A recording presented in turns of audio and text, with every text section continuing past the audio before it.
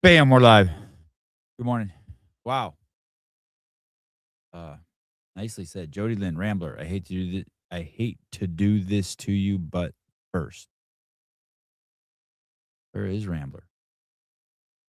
Where is everybody? Did something weird happen? Are we on the right channel? Good morning, Wednesday afternoon, Wednesday morning, 7 a.m. Greg Glassman has the link. He'll be joining us soon.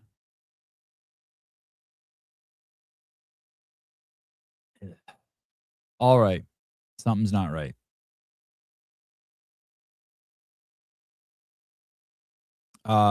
This two different channel thing is confusing. Oh, good morning.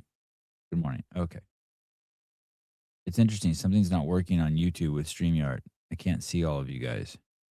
There we go. There we go. So will Greg always be on, Sevon? Well, I think so. We're still trying to figure it out. I think I told you guys the reason why we're trying to figure out.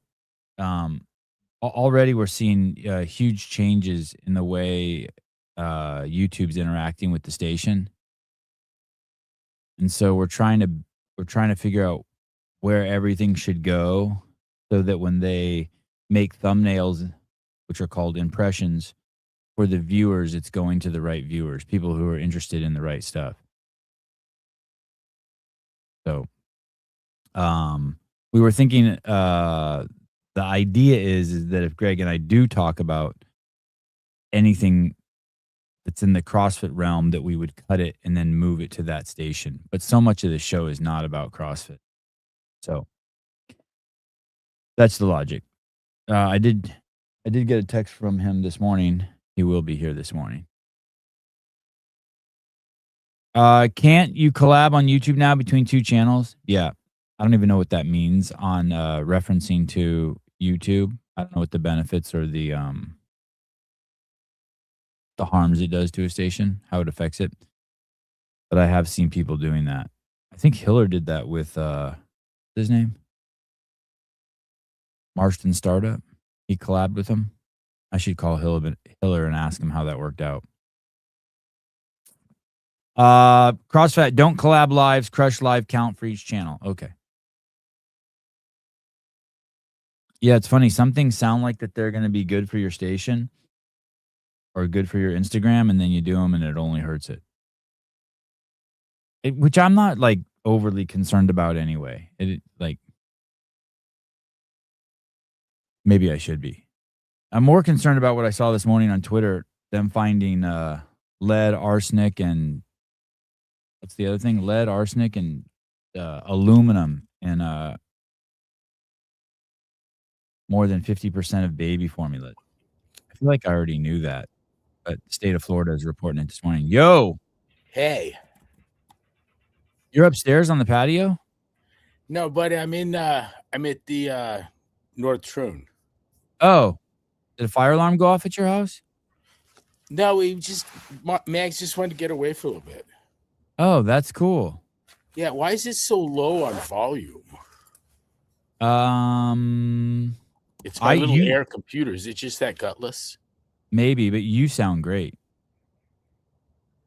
Your audio sounds great. Well, I like that.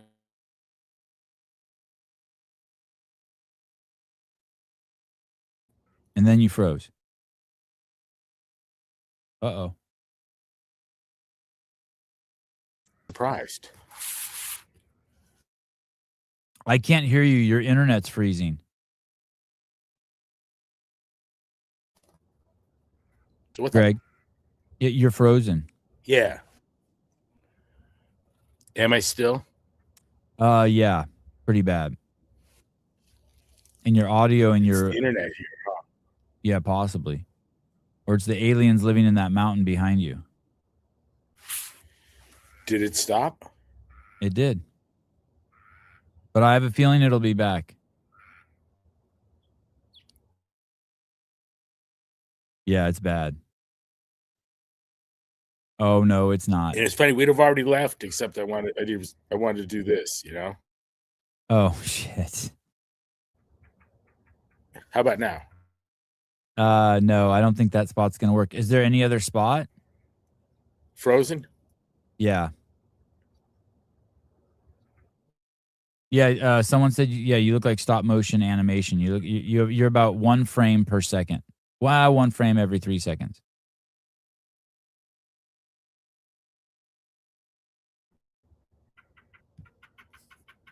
Yeah, I don't think that spot's gonna work, brother. Sorry.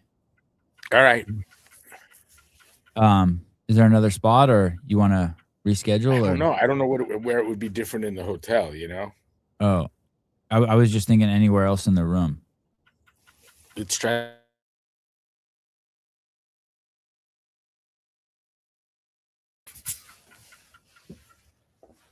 Let's there. We're here. Oh, no. Oh, boy.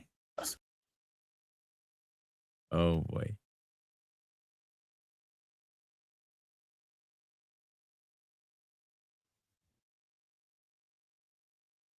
As I was saying, state of Florida ran some test. I feel like I've seen it run before, where they test all the baby formulas, and more than half of them had lead, aluminum, and arsenic in them that were beyond values or limits that were legal.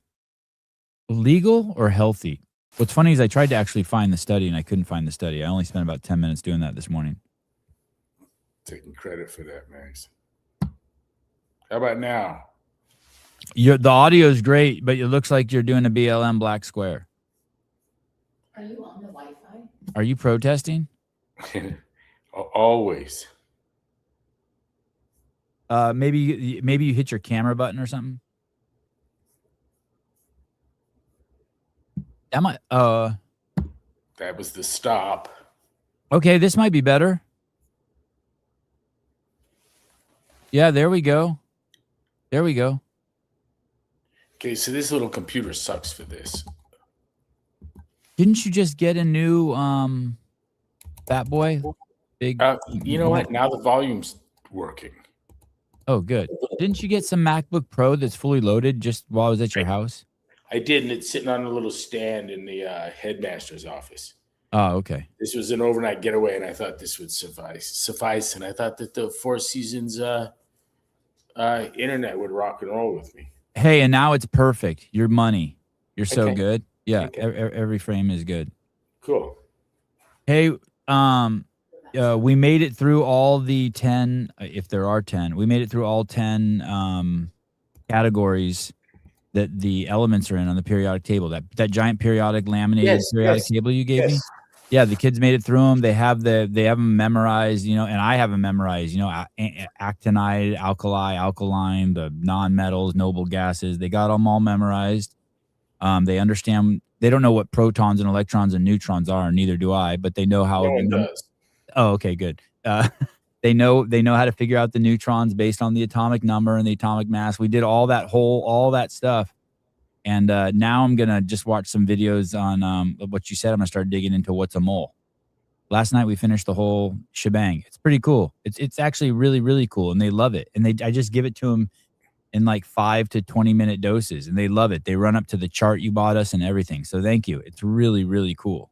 Yeah, chemistry is that mid-level science in this hierarchy of math, physics, chemistry, biology, where it lends itself tremendously, essentially, vitally, beautifully into biology. In fact, you can say, you decide you're going to study biochemistry, and you say all of life is chemistry. And it has its origins in the math and physics, and so it's nice where it's not lending, it's learning and borrowing, and it's cool. Like there's a nice hierarchy there. Yeah, well, as a physicist, you could miss all of biology. As a chemist, you kind of can't.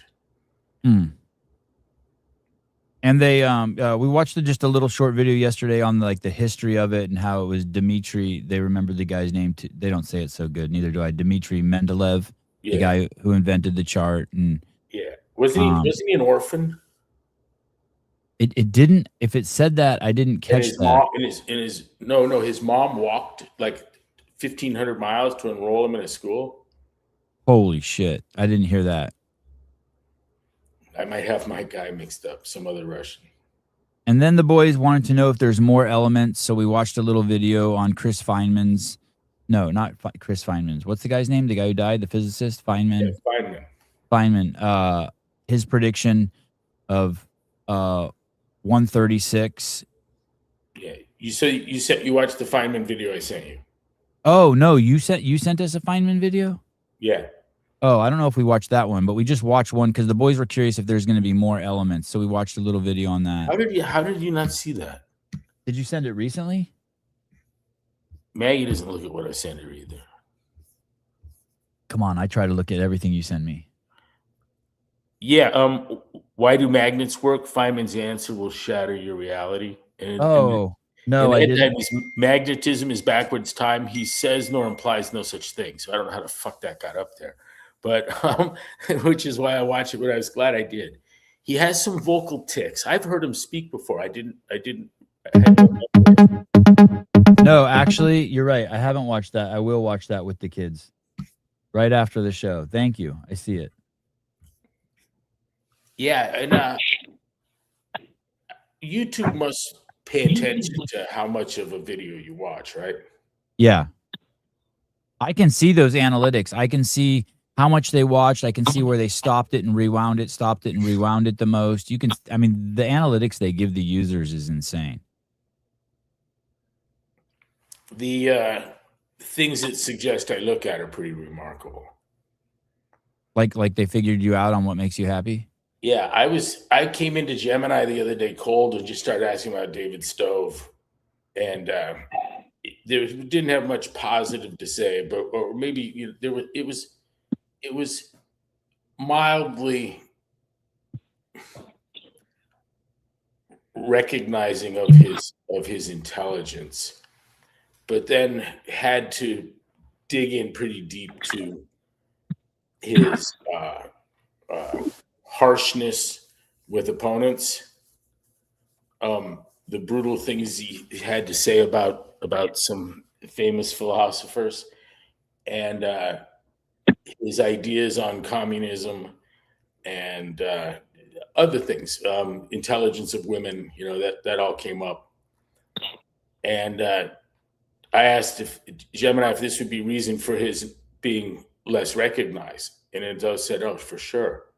And I said, well, then for me, the real genius of Stove is that here's a single human being who does an absolutely perfect takedown of the entire edifice of academic philosophy and science. And the impact of it has been horrific. And here's a single guy, an Australian, who dismantles it so thoroughly that no one who's gone through the material will ever be the same.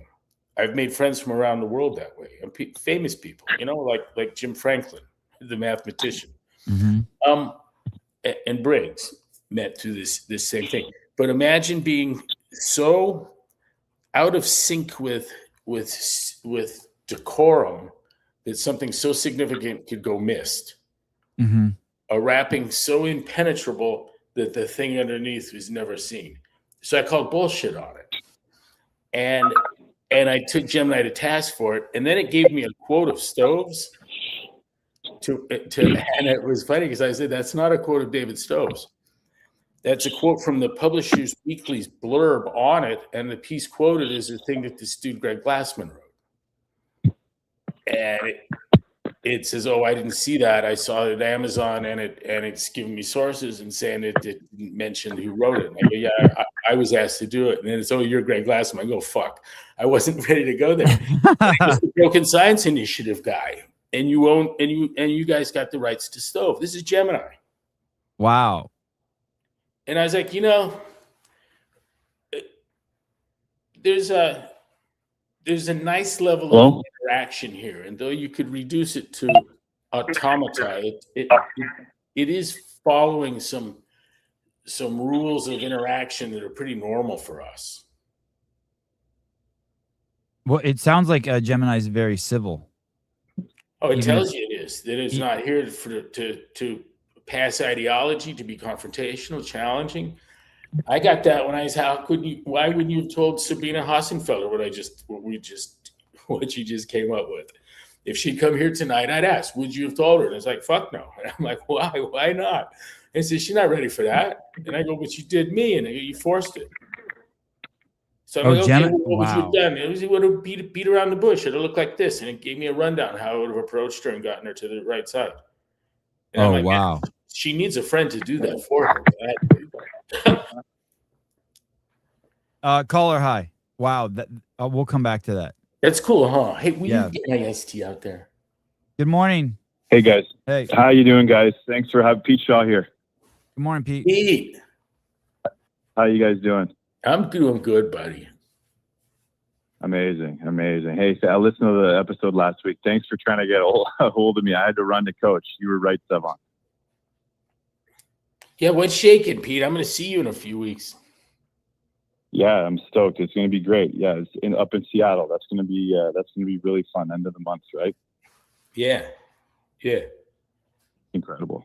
A note on Stove, that who you were just speaking about. If anyone's interested in reading his Scientific Irrationalism book, that's available on the BSI website for sale. We publish that, and it's interesting. When you guys first published that, I picked it up and read it, and it was a slog. It's a small book, but it's a slog to get through your first time. And you mentioned, Greg, you had read it like 10 times. So that made me feel better about myself picking it up for a second time. There's so much said in so few sentences. I don't know if you'll agree with this, Greg. Maybe you won't because you're humble, but for me, reading that book was similar to reading some of the first journal articles that you put out. Like when you read some of your first journal articles and you reread them and reread them, Sevon, you probably agree with this too, having gone through a lot of them yourself.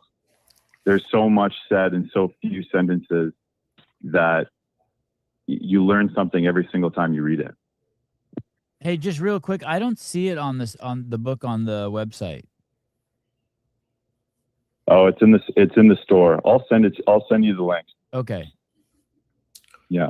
Sevi, I would give those out to callers on your show that send self-addressed stamped envelope. I told Emily when we first secured the rights to the book that just explain that I would never in a million years think it'd be profitable. It's not like that. It's kind of like ISR, you know. I've been an assist. That's the infant swim resource, teaching the kids not to drown. It's hugely important. It's everything but a business. It's hard. It requires propping up. And so we bought the rights to this just so I could print copies on acid-free paper and hand them out like Johnny fucking Appleseed. And so they were bought to give away. And I've got boxes and boxes of them, and I haven't given any away. But I don't want to throw them away, you know, guys. That's my rub. Don't throw them away. No, I'm not gonna throw them away. Mm-hmm. But it's almost like Sevi. Sorry, Greg. Sevi, you call the level 1 manual the operating manual for the human body. I've heard you say that before. I stole it from Greg. I stole it from Greg. You stole it from Greg. Okay. So Greg said it, and from a movement standpoint, I couldn't agree more with that. This is an operating manual for your brain from a logical thinking standpoint. Mm. Tyler Haas was just visiting, and he did some reviewing of Stove for us, right? I'm not sure what format it took exactly, Pete. You'd know better than I. But Tyler was chewing through and delivering in morsels Stove and interfacing in a discussion on it for us. And he said that afterwards he took the GRE and just kicked the shit out of it, the graduate record exam for graduate school. And he said he could feel while he was taking it. He thought of it several times and laughed that it was that grind through David Stove that did that. I don't want to suggest that it's that hard to read. I'll say it like this. There's no sentence that's confusing. There's no paragraph that's it's the total assemblage and where it's going. For instance, let me give a single example. He takes Popper, Kuhn, Feyerabend, and Lakatos, and those guys, those are like just the four names of academic philosophy of science. And they were very different in their outlooks in some regards, but what they had in common was profound, and that was they denied induction. And their denial of induction found its counterpart in a statistician, Robert Fisher, who also had problems with induction. And these guys were revolutionary falsificationists, and it put us on a path at the universities that delivered promptly science that won't replicate. And this is where the broken science thing comes in. And the nonsense of their position is so profound, and it went fundamentally unnoticed. And what David Stove does, and I'm just going to share the first chapter, how easy this is. All of these authors have a common literary trick where they take words in common usage and they put quotes around them. And then use them in ways that are contrary to the standard usage or belief of something. So you end up with words like conjectural fact, and Stove uses the example of, what do you think when you see fresh, in quotation marks, fish?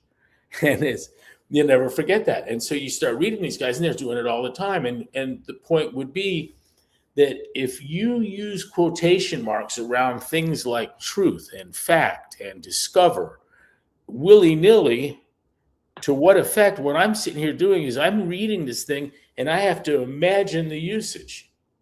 So my reading becomes autobiographical. I'm out. I'm done. I'm not going to do that. Tell me what you fucking mean in words that work. Then he goes on to next chapters of the sabotaging of logical expressions. And that too is just sheer genius. And that would help you in your writing, in your thinking. And it's amazing that it took a philosopher who was considered honest enough to not have the polish required of normal decorum, dismantles in such simple and elegant and irrefutable manner a mountain of bullshit that has completely confused almost everyone at the university. Almost everyone. The crap that this has generated doesn't have its equal, but is reminiscent of what collectivism in the form of Marxism has done to the university. Between collectivism and deductivism, you have nothing but just ruins. It's fascinating. It's fascinating how bad the impact has been. And so that's what makes David Stove important. And the fact that we could get our hands on that book and publish a bunch of them and push it around. I like that Gemini's noticed. Yeah, and the Mets, and really what the Metric seminar is it's an educational piece that teaches you from the nutritional and medical standpoint the science that is replicable. Were it not from a health standpoint, were it not for the fact that we have been given the exact wrong information about the care and feeding of mitochondria, coupled with the fact that there's nothing more important to you, given that aspect of university primary research is broken like the rest is broken, makes broken science interesting. If I took from the broken science the damage, the carnage that's been done in medicine, I'd have nothing of interest to me. I'm not really interested in why psychologists get nothing right. I'm really not interested in why gender studies isn't a science. I'm really not interested in what makes sociology a bad science. I can tell you where it's not science and where it is. In our homeschooling, we were required by the state to account for social sciences. And I go, fantastic. I can do that. We can do that today and check it off the list. None of them are even close to a science. And they've been fruitless, utterly fruitless. And so there, done. Now we'll move on to the humanities and the real sciences. And where you find more damage, more problem is in university primary research around in the subject of medical research. It's been poisoned to the point that we've got Ionati saying most research findings are false. You cannot. Another publisher of a journal says it's time to assume that every clinical trial is a fraud unless you have clear and compelling evidence otherwise. These guys did a survey of clinical trials and found that there were like half of them were zombie trials. That is clearly flawed in the presentation. Something so wrong that more needs to be done. Or how do you like this? Never even took place. Thousands of them. Mm-hmm. No such university, no such clinical trial cited here. Adobe science, Photoshop science. Yeah. That's amazing. And Greg, you're given about a 90-minute up on this exact topic in Seattle, which is, I can't wait for it. That's going to be amazing. What's the date on that, Pete? That's the end of the month, the 31st. 31st of January is a Saturday, and 1st of February is the Sunday. And are there tickets still available for that? Yeah, absolutely. If people are interested, just shoot me an email. Just peter@medfix.org, and we'll get them set up. If people are interested in coming and watch Greg and the rest of the seminar. And here's the thing about the MedFix seminar is, I've heard you speak to their Sevilla on, the up that I did on seed oils, which is one of my favorite lectures. It's just fun to give, partly because, Greg, I appreciate your kind words last week on, how much I've learned from you and Emily and Bob, especially on the sugar and seed oil front. And the technical science is necessary to communicate for that understanding. But what I'm most excited for at the foundations course is the application side. We've got where we spend a lot of time in small groups doing drills and workshopping these elements that people can take this PhD level knowledge and actually translate that into change for the client. So I'm starting to think about this seminar there, Greg, about as the world's greatest nutrition seminar. To be honest, it's incredible what we're doing, and the reports back and the feedback that we're getting from affiliate owners and coaches is incredible. Greg, have you heard, before I go, because I got to go coach here in 2 seconds, have you heard about some of the research Noakes is coming out? I know you love Tim Noakes, world's greatest exercise physiologist in your eyes. Have you heard about some of the research he's publishing soon? I don't think so. He's got some really cool stuff. I recommend paying attention to what he's doing. I'll send you an interview that he did. I'm not sure if he's in written format. Has he been doing interviews? Yeah, he did an interview with the carnivore guy there, the big jack dude, Sean Baker, Dr. Sean Baker. Yeah. And he talks a lot about what he's going to be printing soon. And he's got several papers coming out. And basically what he's done is he claims that he's shown that glycogen depletion or glycogen levels are not the limiting factor in performance. And it's exclusively in the domain of blood sugar levels, which is huge. Sorry, go ahead. That was my fault. Go ahead. Which has huge implications in carbohydrate consumption, or the belief that carbohydrate consumption is going to increase performance through carbohydrate loading or anything of that nature. His claim is that the only thing that will increase your performance is something that will change your blood sugar levels during exercise, which has everything to do with the liver and liver glycogen levels and nothing to do with muscle glycogen levels. And so even if you start out with high glycogen stores, if you just have a small negative change in blood sugar levels, that's going to signal fatigue to the body and tell you to slow down. I thought it was super interesting, and it seems to debunk a lot of the carbohydrate stuff from the performance standpoint, which is super cool, because that's always the argument, right? Is maybe carbs are not healthy for you, but they're certainly needed for performance. Anyways, I'll leave you guys with that. Let me ask you this real quick. And you guys have a great day. Let me ask you this real quick. Is it the interview from October of last year? It's recent. I'll send it to you. Okay. That's pretty recent. Okay. Cheers, guys. Bye. Cheers, buddy. I just put it in the chat also. Now, look. So my end of the house on the BSI Metfix thing, I'm the broken science guy. And why is broken science fused with metabolics? Because there's the disinformation around the care and feeding of your mitochondria is so profound, it's unavoidable, and we should be further along in our understanding of it than we are. And so, in my eyes, what's required is not more studies. We've been very, very good at ignoring all of the important ones that have come along, and whatever force it is that has caused things like, say, the deadly quartet to have no impact today.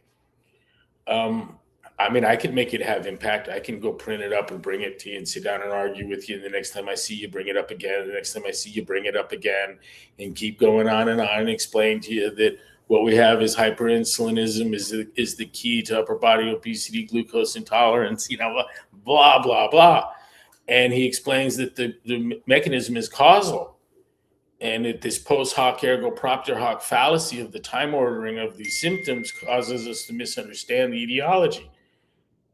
This is a guy fucking running the hypertension unit and head of internal medicine at UT Southwestern. And I find this paper, and what I like about the Deadly Quartet is it explains how it is that I'm getting the miracle that I'm getting in the clients that I'm pushing through a blood sugar lowering exercise. And so worried about performance, they're doing things they've never done before. They're doing things nobody else can do anywhere in the world. And I'm supposed to worry about their performance? I got a gal that can do 100 pull-ups, and you're telling me that her diet's going to hurt her performance. You've never even seen anyone that can do 100 pull-ups, and you're telling me it's hurting her performance, this diet. Right. Yeah, okay. I'm not that interested. But I am interested in why it is that RFK Jr.'s life's going to go bad now that he said the United States government is declaring war on added sugar.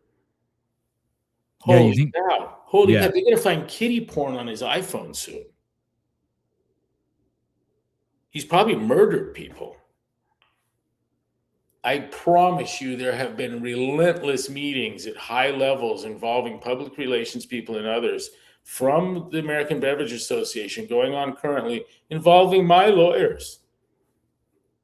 For a fact. It's how they roll. And they're going to work out a campaign for this guy. They're absolutely threatened by him.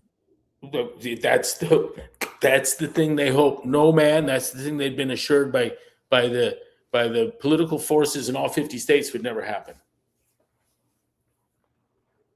Are you surprised that you heard that in your lifetime? Yeah. I actually feel sorry for him.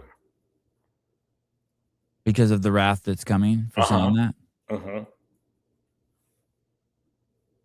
It's the highest person in public office that's ever said anything like that, right? Yeah, and he said about it, like it's pretty gnarly.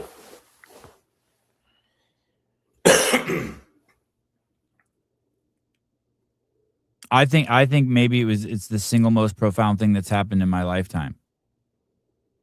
Certainly, maybe out of government. I mean, let's see what happens. If he goes to prison for Jim Wad said he's likely to commit suicide. This is so serious. Yeah. He said he should be afraid of committing suicide. Yeah. It's a direct attack at Big Pharma and Big Food, the two big mafias. Huge.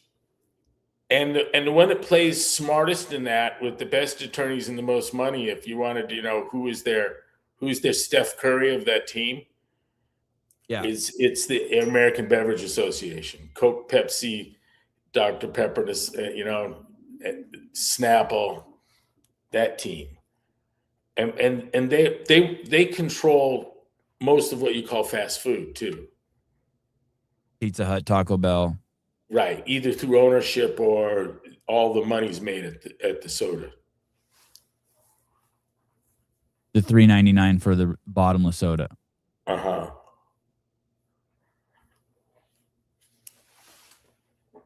Yeah, it was pretty wild that he said it. We played it a couple times on this show. It's pretty damn wild he said it. Is it Good for him? And you know what? I'm gonna Emily gets around a lot. She was just in DC and New York. She goes to DC a lot, and she's close with our friends that made it into the administration. And I can see the impact. Greg, I'm gonna say that you assembled the largest army or cohort or community in the world of people who was already following these guidelines 20 years ago, which is pretty amazing. Do you feel some sort of vindication? From Jeremy World, shout out Coach G for initiating the flip of the food pyramid. Go ahead. Yeah, I'm glad for everyone, but I'm so past any pat on my back coming from me. I just deal with it with other people, and I'm thankful, and people are kind, and they say nice things. But I wasn't waiting for this. Let me tell you where the joy comes. The joy comes from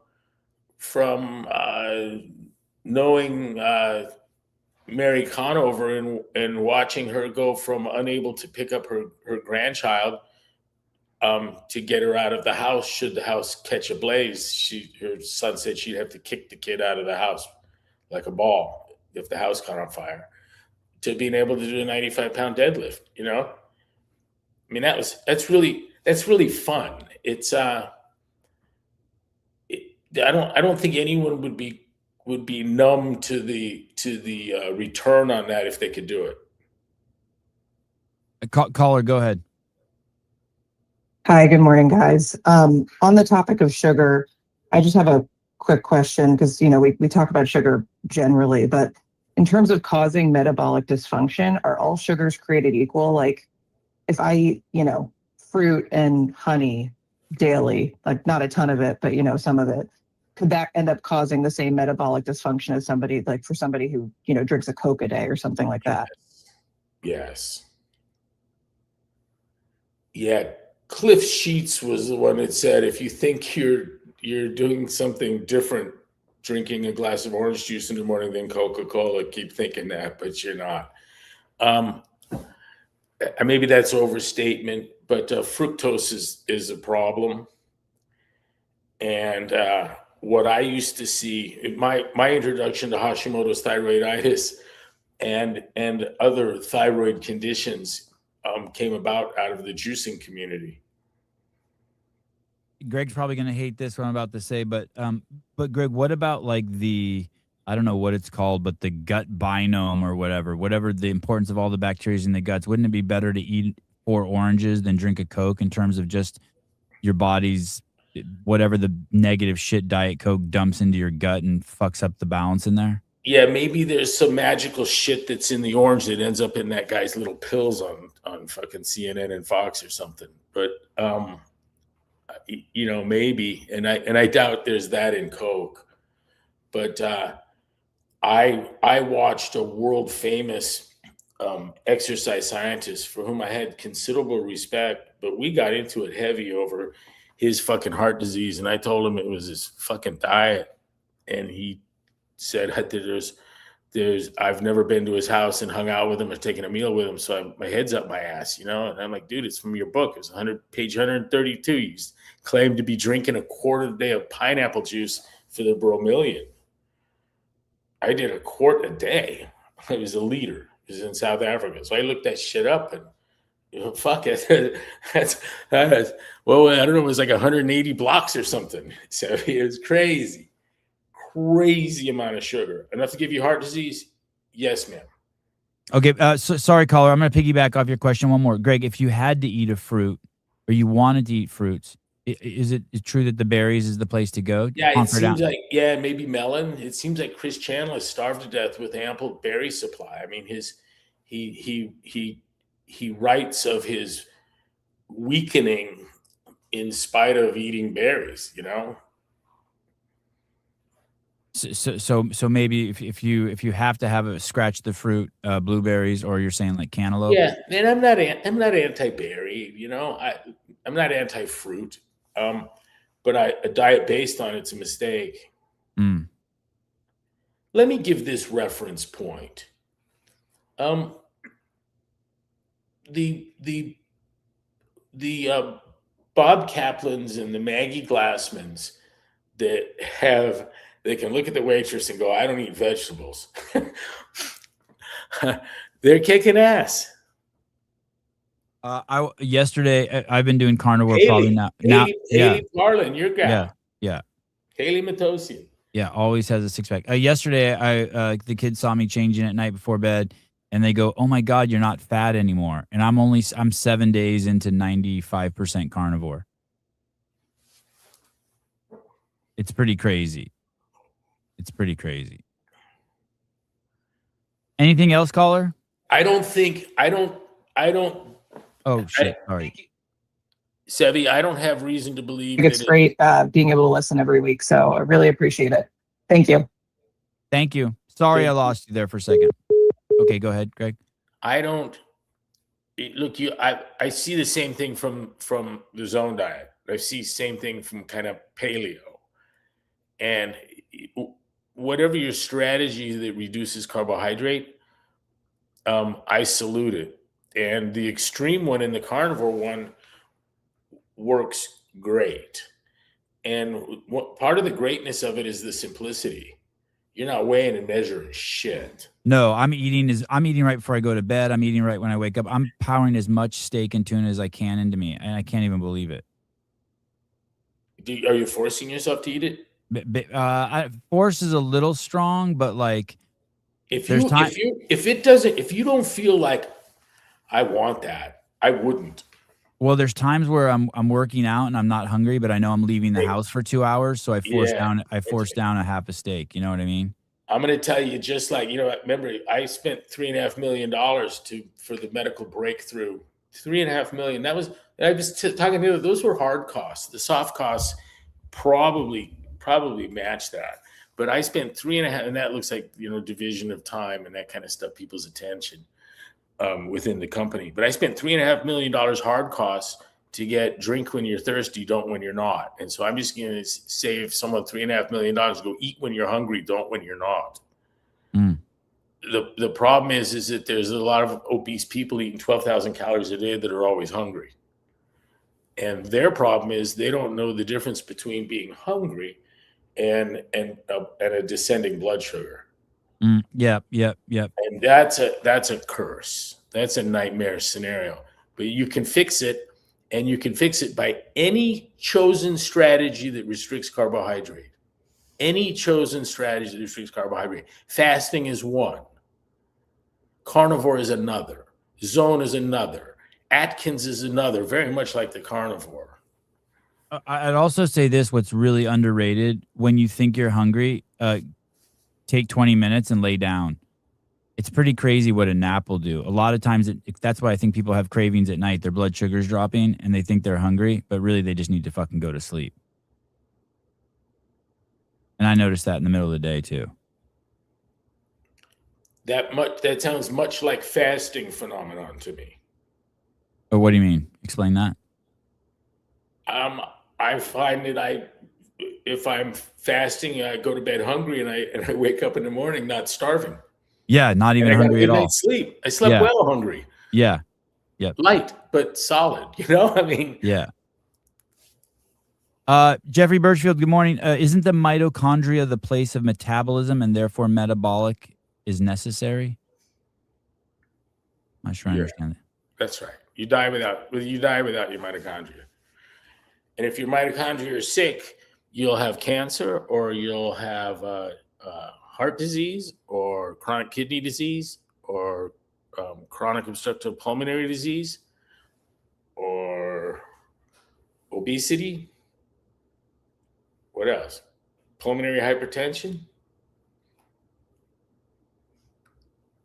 We know what Greg has found is correct. Why isn't fitness taught in schools as a core curriculum like math, science, English, and history? It's the same reason why comedies can't win the Academy Award.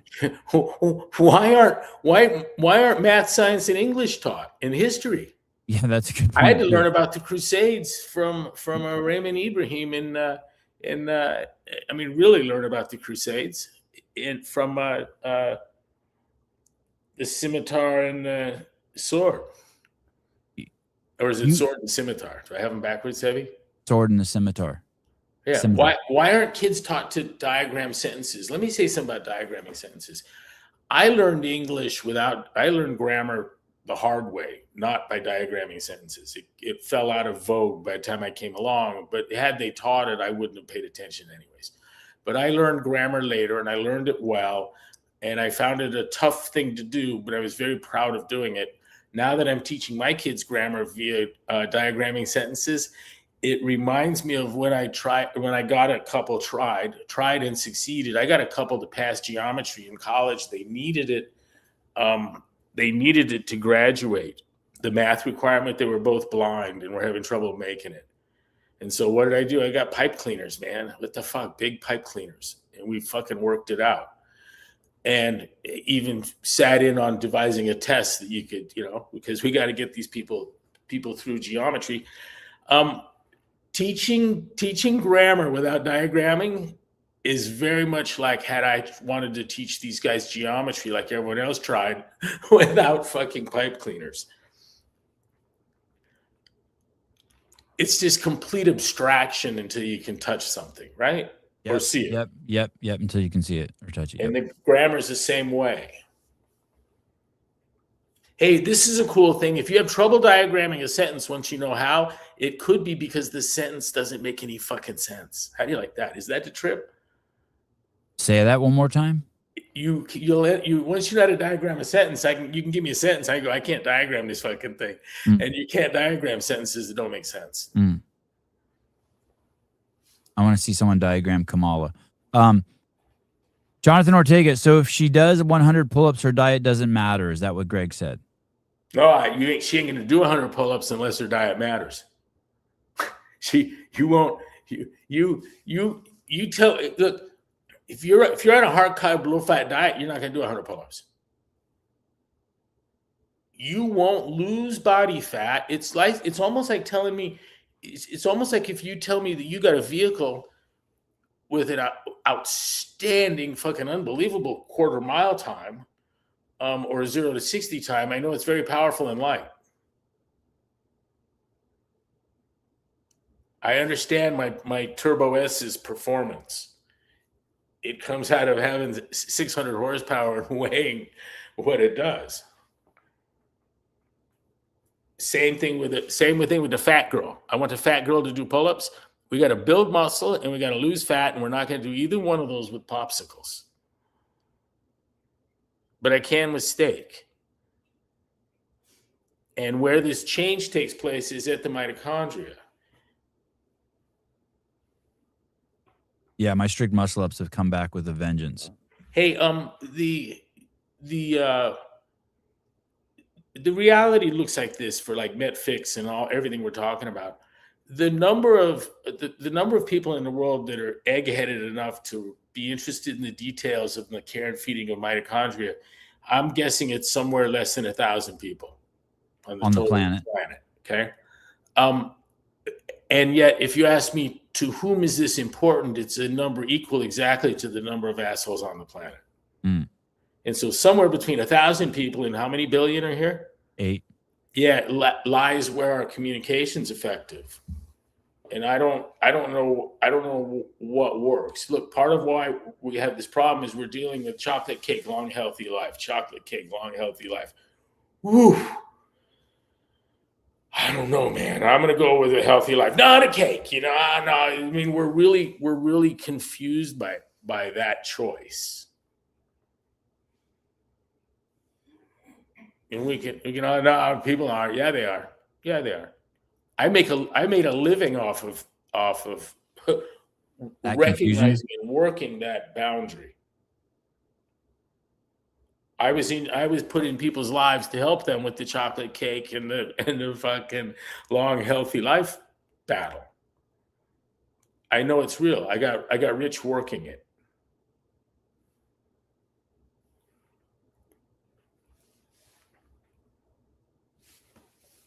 I've learned quite a bit about silver by studying and copper recently by studying the periodic table. Glassman, what's a better conductor for electronics, silver or copper? Silver. The greatest conductor. You know what's crazy is this one of the videos I watched with the kids said that copper's at 98% of what silver is, It's and it's still not good enough. the real, according to Ellis Sullivan, who's been in the White House discussing strategic minerals, rare earth, elements, that kind of stuff. He says the real game, the real thing is copper, and that the electrification of America is in a second wave, and it's still proceeding globally. People are flipping on lights, cultures, societies, regions for the first time ever, and so copper demand is really where things are at, and it's changing the politics of copper mining. I sent him a few articles on it that I saw in one Wall Street Journal article. 3 different articles on, we could see world war over copper. Well, that's what's going on, I guess, right now with silver. So I got a little confused. If silver is the greatest conductor, and there appears to be a silver shortage right now, what are you saying about copper? There'll be innovations in the usage of copper. The copper isn't as good a conductor, but at a fraction of the cost. Right. Okay. And we don't want to run out of it and have it approach the cost of silver. Or Right. Gold's a great conductor, but that's not a good use. Of the what do they call that zircon, that tungsten cube I have? Yeah. That in gold is I think it was $42 million. Wow.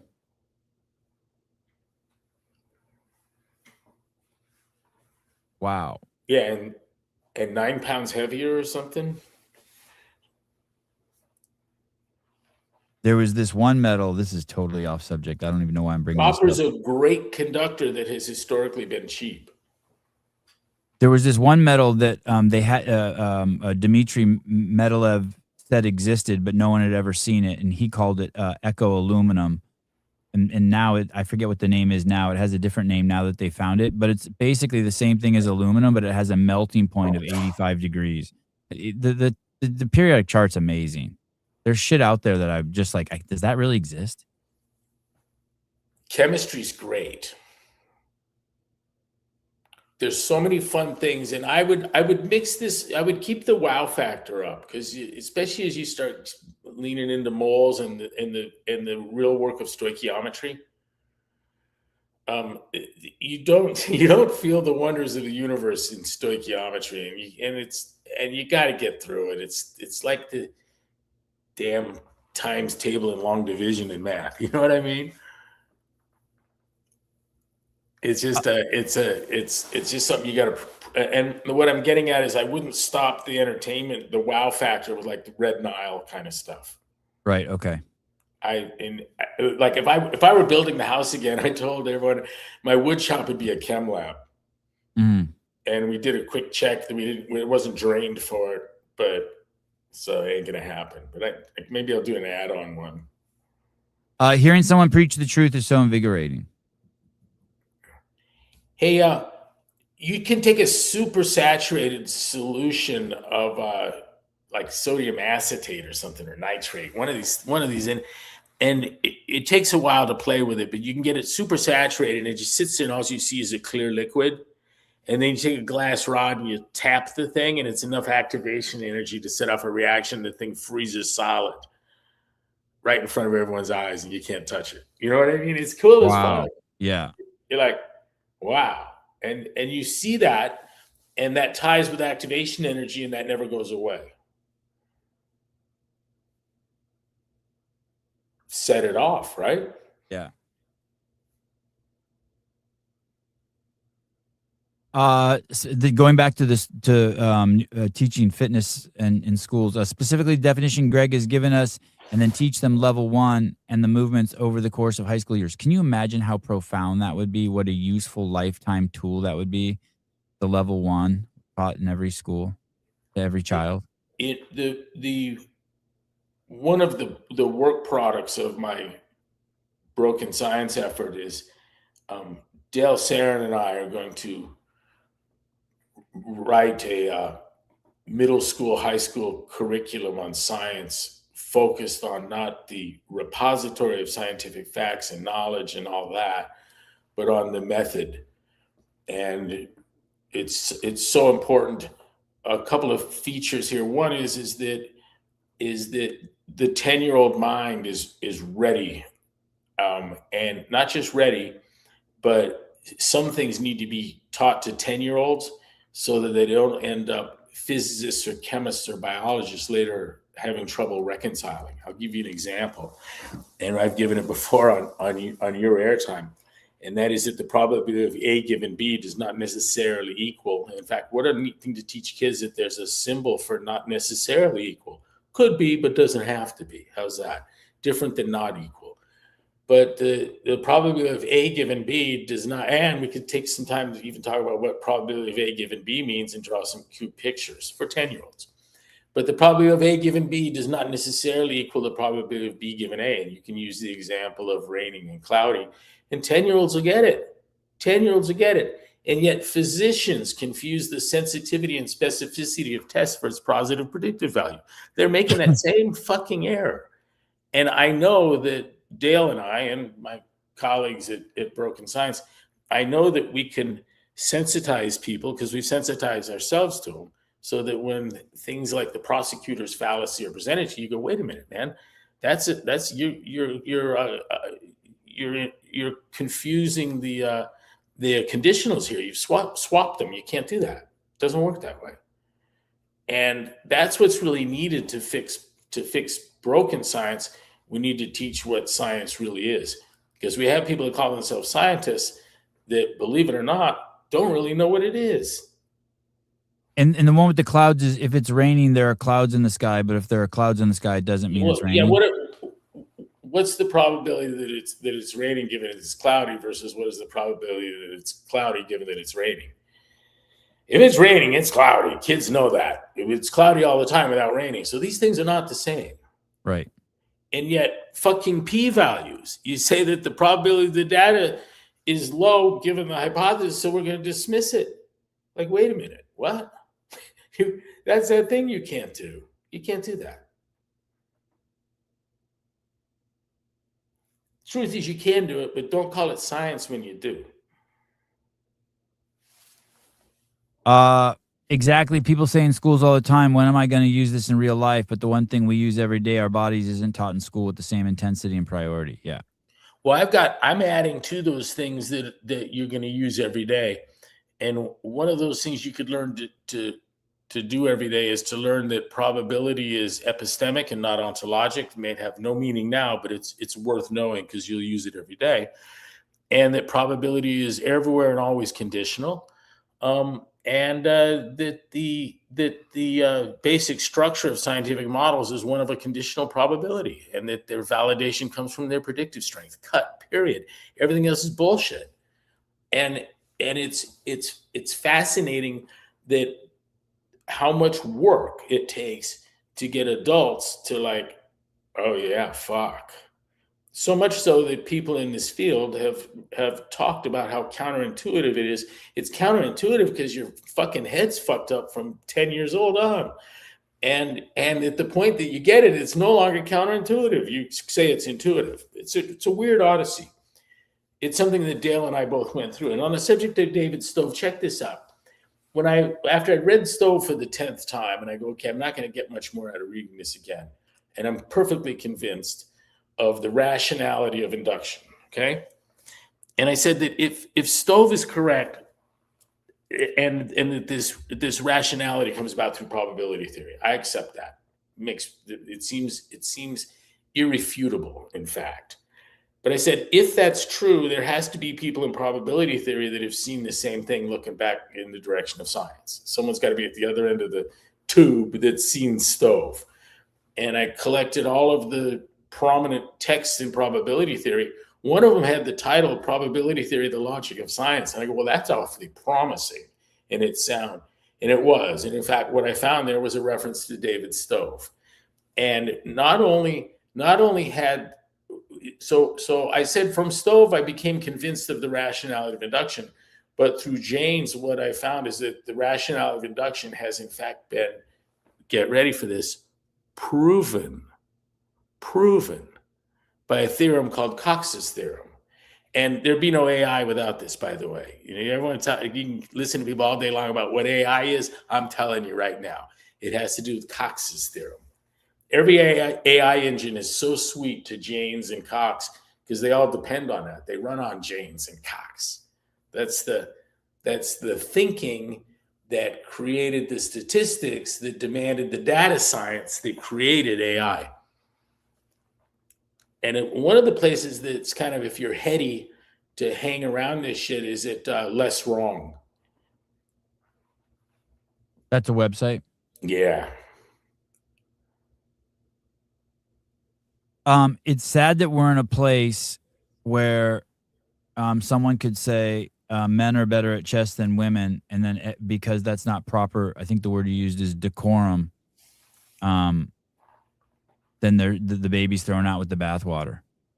You know, check this out. So Stove's like, yeah, you know, like on the high end of where you find great achievement, men have a higher, you know, apparently a higher intellectual capacity than women. And it is funny because in talking with Anton Garrett, he says you sit down with Stove, and he's also willing to show you that the average woman is significantly smarter than the average dude, and that the stupidest people are almost always men. Yeah. And so one interpretation is that men are smarter than women is really not a fair interpretation of what he's saying.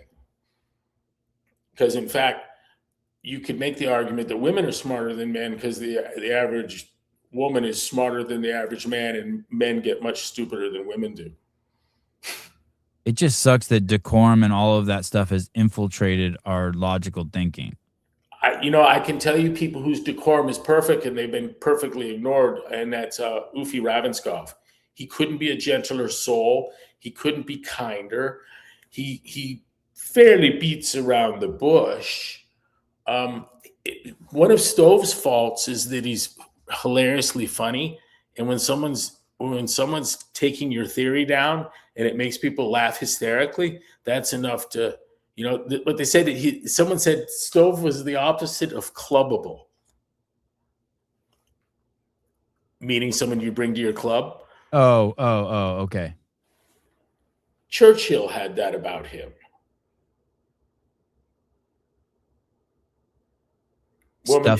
Woman tells him he's drunk and he's mad. You're right.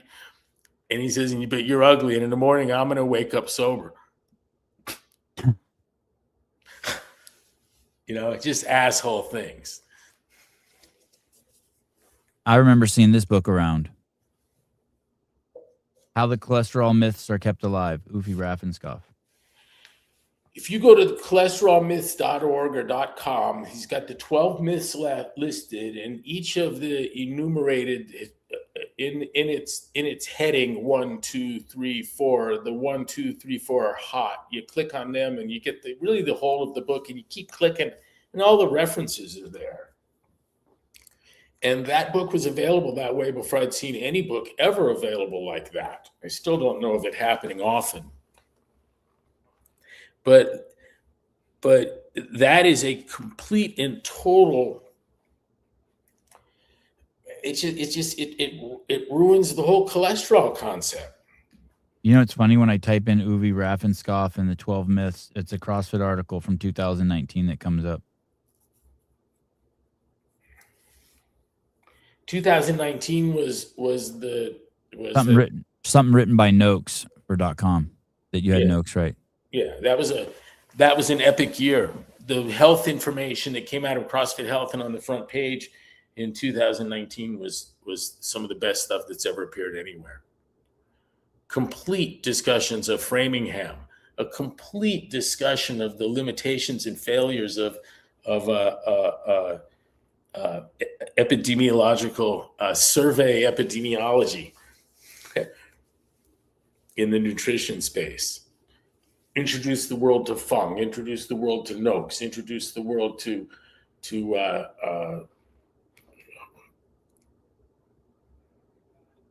help me, my dear friend from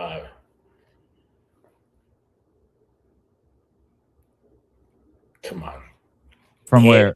And what's her name? Oh, Zoe. Zoe. How did I space on that? Welcome to my life. And I say she's a friend. It's mean that she is a friend. Zoe's a buddy. Hey, this is the breaking news in mainstream media. Well, I don't know if it's mainstream media, but in the last week, stuff that's been on .com forever, but here it is again in 2019. So that for every 1 milligram drop in blood cholesterol levels, overall mortality increases by 11%. Here you're talking. Here it already was. The people with the highest cholesterol levels live the longest once you get past the age of 65. Here's what Ravenscoff says. Cholesterol levels predict your likelihood for heart disease unless you're old or young or a woman or Russian or French or, and he goes, in other words, it doesn't. That's what it looks like when it doesn't cause. That's how we know in science that something doesn't cause something. When something causes something, when you don't have a big list of exceptions.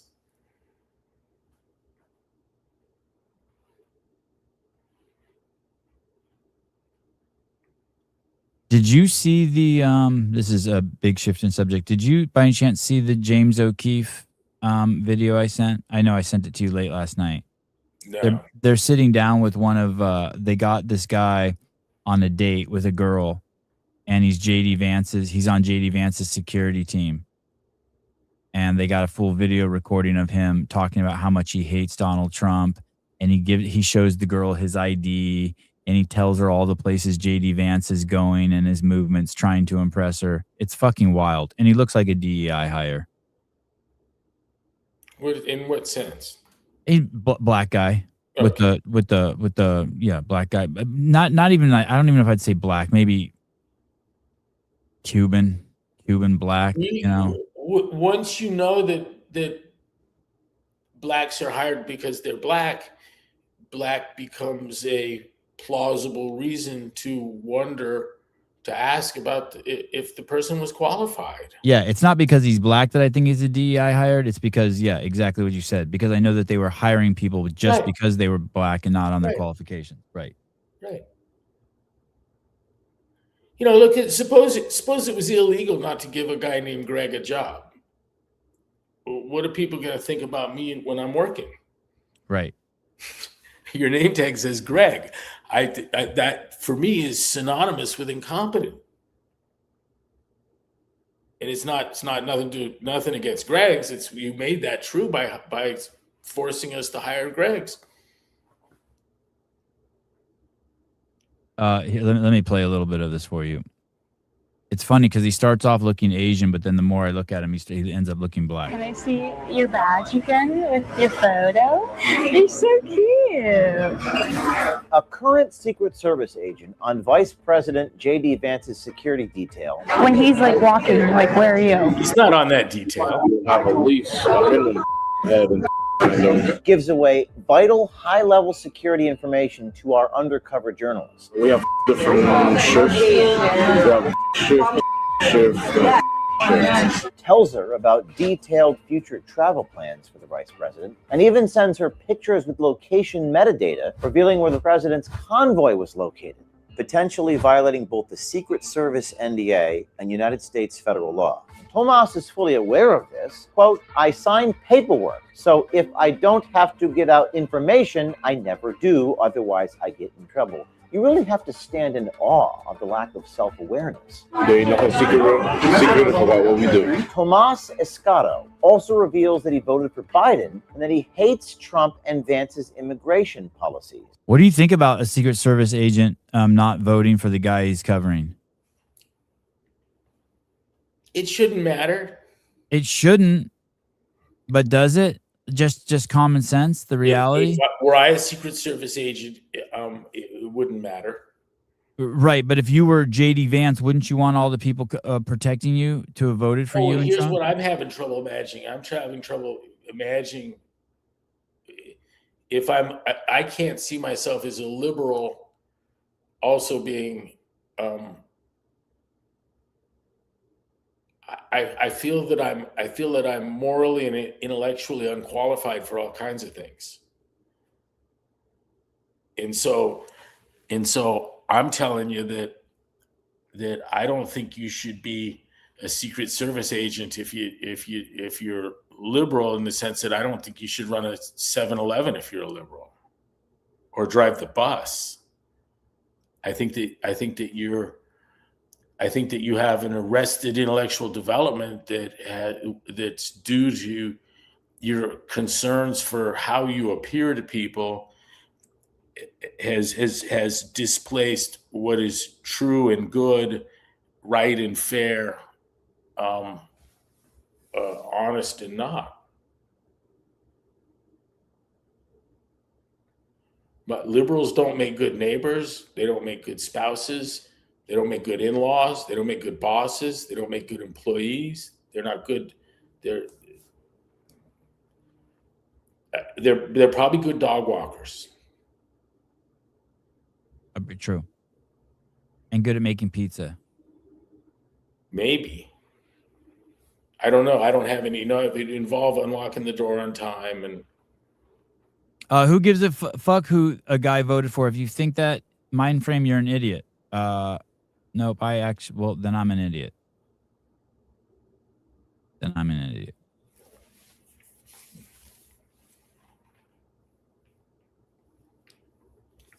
Have you seen one person celebrate Renee Good's death? No. But you saw thousands celebrating Charlie Kirk's death. Mm-hmm. It's crazy. That's why it matters who you voted for the correlation. Charlie Kirk was assassinated. Renee Good was not, and so I don't. It's even worse than you say. It's not like she was assassinated, he was assassinated, and they celebrate him but not her. She was encouraged by her girlfriend, go baby go, or drive baby drive, to step on the accelerator, engage in a game of playing chicken with fucking cops stuck in the snow. And a smart liberal would tell their kids, if there were such a thing, don't ever fuck with cops, ever. Right or wrong. Right. Leave them alone. Don't walk up, put your finger in their back. Don't jump out and go boo. Yeah. Don't spit in their cheeseburger. Don't call them names. Don't disrespect. Leave them alone. And what they did was she joined a club that fucks with cops as a hobby.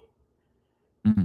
And I'm going to tell you that I suspect that she didn't know. She doesn't understand the border problem, the crime problem, law enforcement, the physics of bullets, the physics of cars.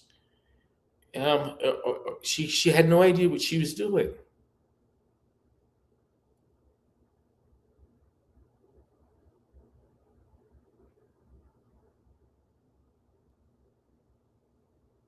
It's kind of like Sebi, if I talked a 15-year-old into going into a into a police station with a slingshot and lead shot and just start pelting cops with fucking with lead shot and a slingshot Yes.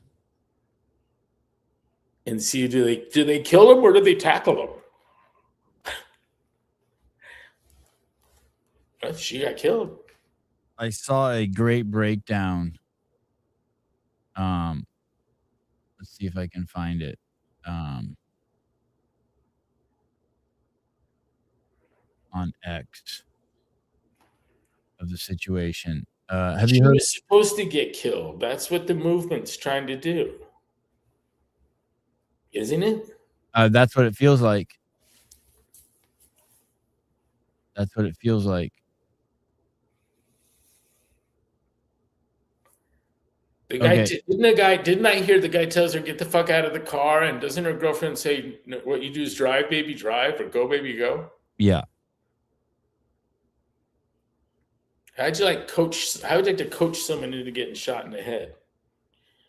You think she feels any of that? I say she feels none of that. The spouse? The personal remorse. Oh. This is an Instagram account called HoMath. Listen to this. Please do this one. I really need to know. He's asking why women are shaving their heads over Renee Good. That is the woman who got terminally oppressed by ICE for defending Somali scammers, otherwise known as George Floyd. Here's the answer. The drawings are crappy in the interest of not making the videos take forever. So first of all, hair is a sign of fertility. Everybody loves women with long, healthy hair, and women with short and broken and messed up hair are disgusting. That's actually a sign of poor nutrition. So let's say it's ancient times and we're living in straw huts again. If these women are not being adequately provided for, their hair might break because of starvation. Okay, number 2, the police are like dad. You call them for help, and when they don't do what you want, then they're like mean dad. So when women express themselves politically by saying, I want a pony and infinity Democrat votes, dad, the police, can either say, okay, sweetie, whatever you want, and then they say, hooray, I will continue to be a spoiled brat, and nothing changes. Or dad can say no, in which case he becomes mean dad, and then she removes the signs of her fertility. Withholding fertility is the primary weapon of the Foid. So removing my own hair means I'm withholding my sexuality because you didn't do what I want. Kind of like most marriages. But now women are married to the state, so they do it in public instead of at home. Send me that. I thought that was a pretty Please do this one. I really need to know. good 50 cent psychological breakdown. What is it? I just thought it was a good breakdown. It's called the website's called HoMath. There's so much funny shit like that on there. Great drawings. Yeah. He uses all sorts of drawings and graphs and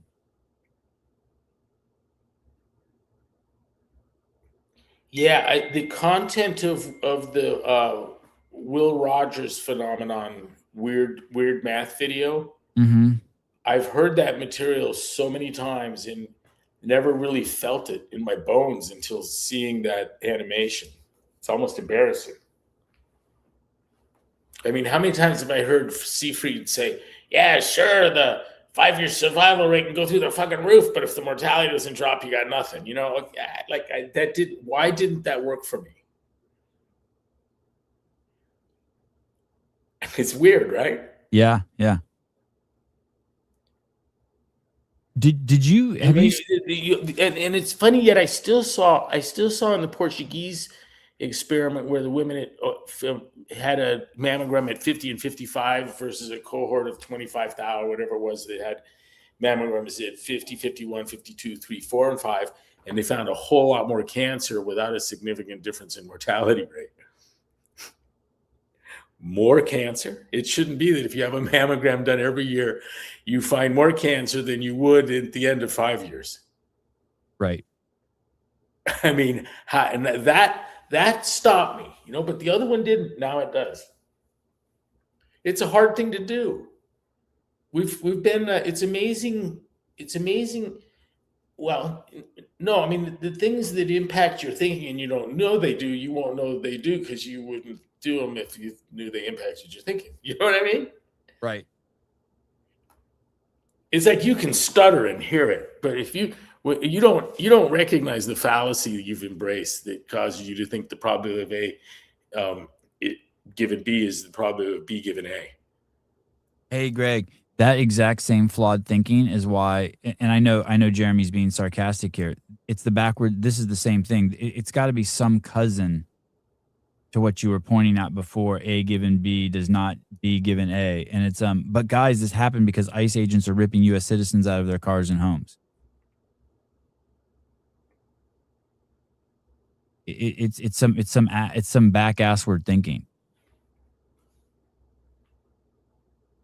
Do you know that I stumbled across this story? Do you know the last white woman that was killed in Minnesota by the cops? Have you heard this story?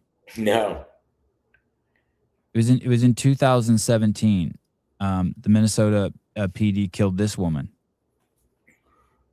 Justine Damon, Australian citizen.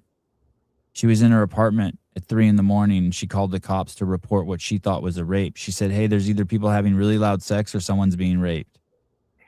So the police showed up, and they didn't find anything. And she came outside to talk to the police in her pajamas and barefoot, and the police officer shot her. There were no things. She never touched the police car or anything. She just walked up to the police car, and the guy shot her. He was Minnesota's first Somali police officer. Of course he shot her. He never, as a Somali, he probably didn't even think that rape was illegal. He probably didn't even understand that rape was illegal. He shot the girl that called.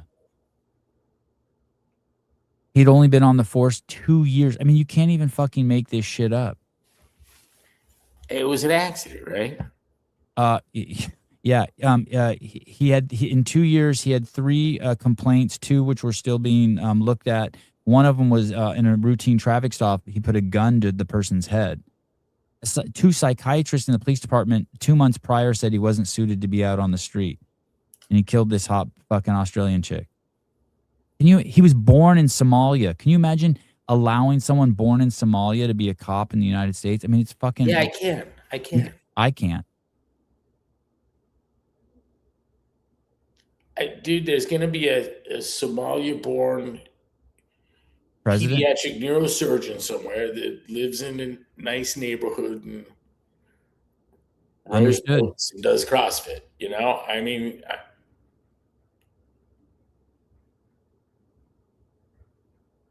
I'm looking at a Somalian pediatric surgeon. Yeah, there is one. Dr. Shirky said Mohammed. Yeah. That's his name.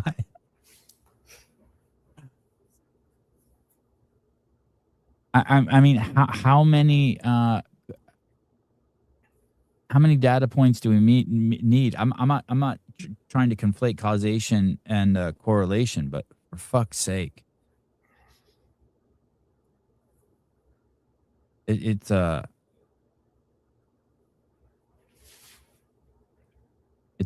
wild. It's absolutely wild. Are you following the Iran thing very closely? it went pretty closely. Yeah, just like on the news. Yeah, and I got friends from there. Who came from there? Who escaped from there? Yeah. In the 70s or 80s? Yeah. Nima Linajad, my friend Ramin Sashad. He was Jewish from Tehran. Imagine the joys of that. In the last 12 months, 170 confirmed instances which American citizens were temporarily detained by ICE. Same time frame, 622,000 forced deportations. Calculates to an improper detention of 0.027% ICE success rates. Yeah, and I'm going to break this down with Taylor later. Let me see that again. Yeah.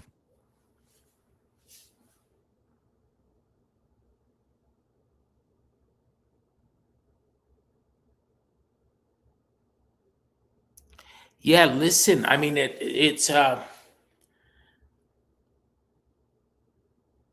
you're told that this dude that's hanging out at the Home Depot is Trende Aragua. and you got pictures of them, and you're going for them. We've all looked at them. We know who we're looking for. I think I see my guy. Bobby and Steve grabbed them, but there's 60 guys running, and we're going to grab some of them. I saw a guy in a story this morning who got grabbed, and they he's like, I'm legal, and they're like, yeah, but you ran. Yeah, and so Jimmy says you run the guys that run, and very often, maybe he said as often as not, one of the runners is a more valuable target than the guy that everyone got on a fucking car and drove 4 hours to go get. There's so many good targets. It's hard to miss. I'll tell you the story that I saw yesterday. It showed ICE officers taking a guy's ID and his AirPods, and as they drive away, they don't, when they're done with them, they throw it on the floor, and the liberal media is just running wild with it on Twitter. So I'm like, okay, I'm going to watch, and this guy's on a podcast, so I'm going to watch the full podcast. So I start watching the full podcast, and it opens up with the fact that ICE had been scouting. He works in landscaping. ICE had been looking at them the day before. They saw ICE drive back and forth their crew. The next day, he was the only person who showed up to work because all the people he worked with were illegals. And so ICE gets out of the car to talk to him, and they start talking to him, and he refuses to speak. And when he does speak, he only speaks in Spanish, and he only curses vulgarities at him. So they detain him. But just the little snippet you're seeing from liberal media is ICE throwing his ID and his AirPods on the ground. And it's like, hey, dude, you didn't, in that little reel clip, you don't mention the fact that they had been scanning you the day before, looking at your cohort the day before, and everyone you work with is illegal. He even admits in there the reason why he started swearing at ICE and being assholes to him was to give the other people time to get away. He was trying to be a distraction. Oh, okay, so he's a criminal. Sevi, that video was months ago. Okay, fine. I don't care. Yeah. Yeah. Yeah. That's funny. Yeah.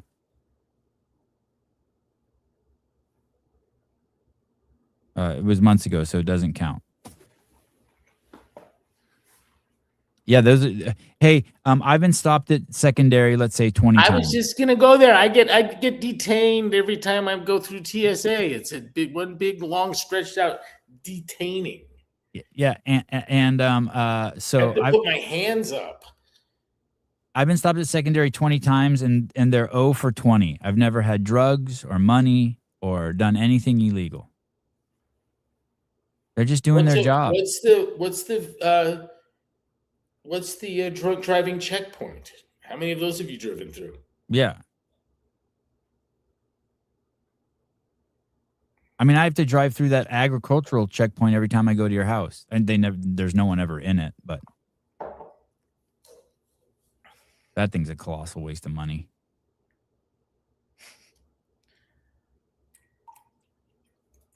I don't understand why there hasn't been powerful voice from the right, from the conservative camp, that will visit the truth that we can't feed ourselves without our brown friends' help, and that happens through the labors of non-citizens.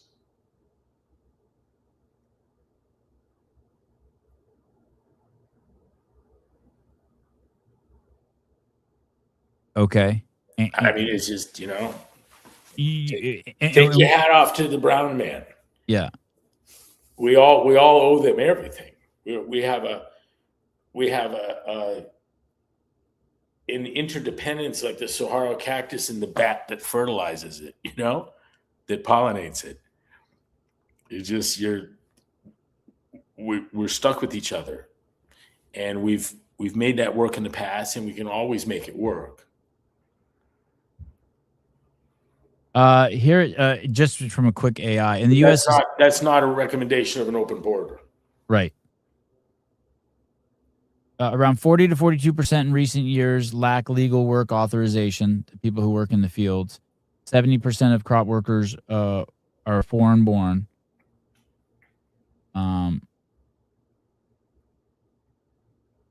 About like I said, 40% of them don't have authorization to work.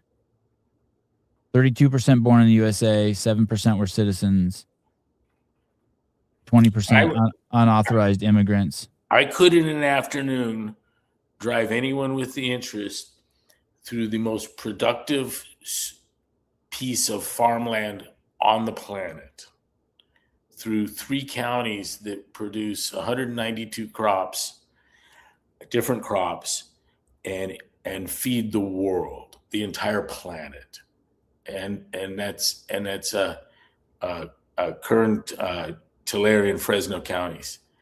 Their gross farm receipts exceed oil, entertainment, and electronics.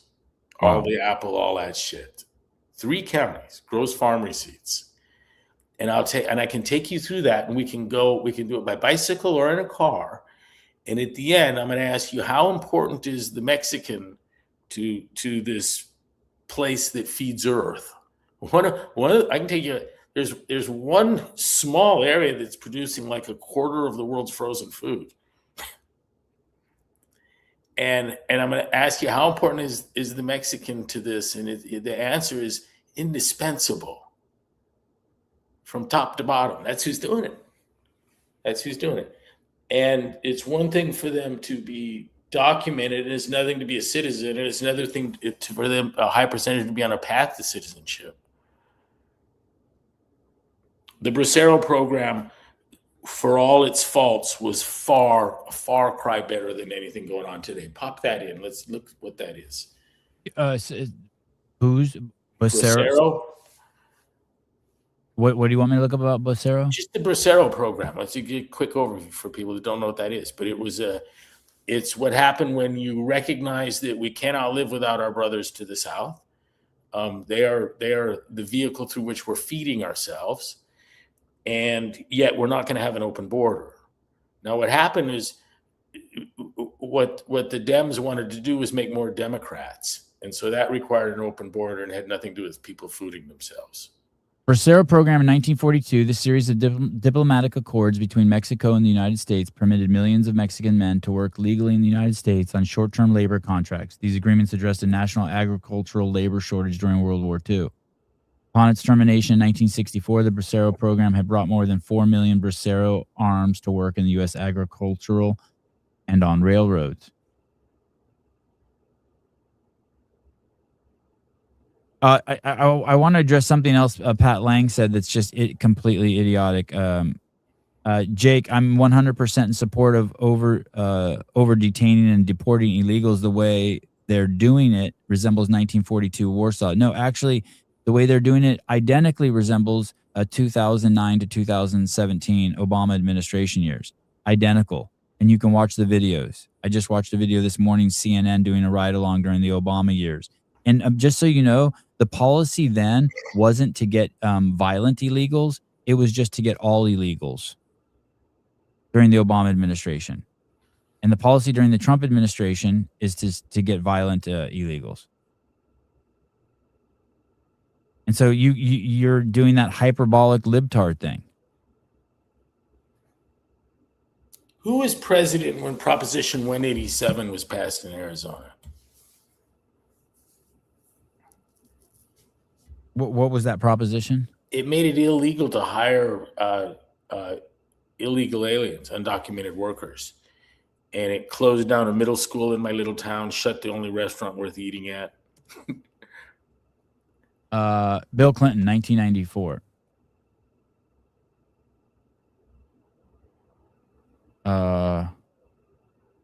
It was in California or Arizona? Arizona. It's interesting because I put up Prop 187. I have my number wrong. Oh.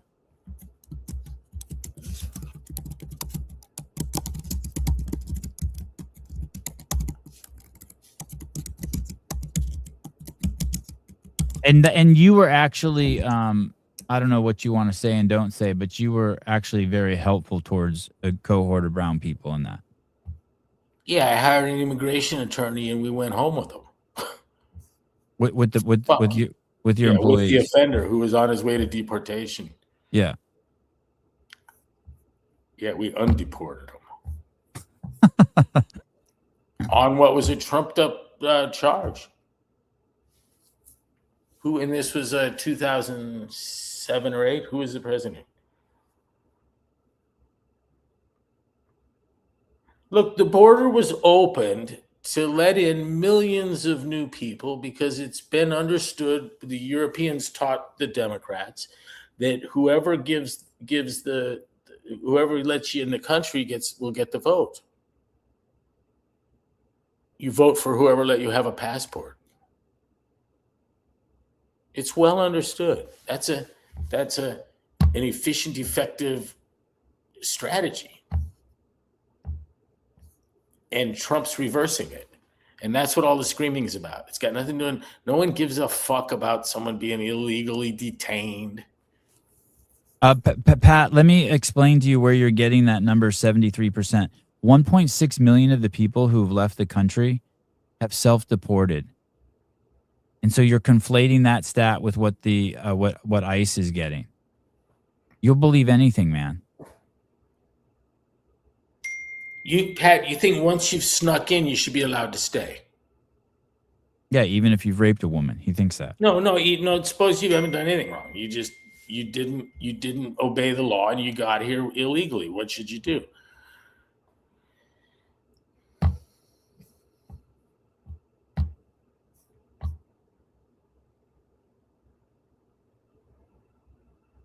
Did you see Mom Donnie has started a program? Did you see one of his big programs he's starting?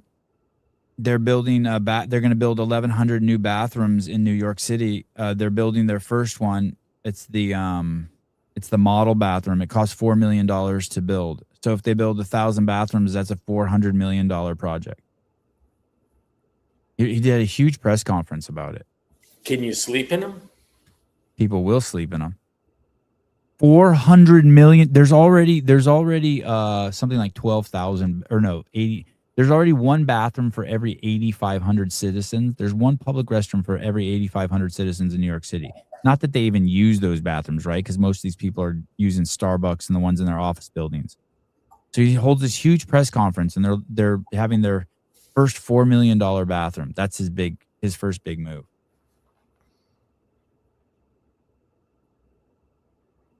Man, New York is going to be fascinating to watch, isn't it? Yeah, they're going to turn it into Tajikistan, you know?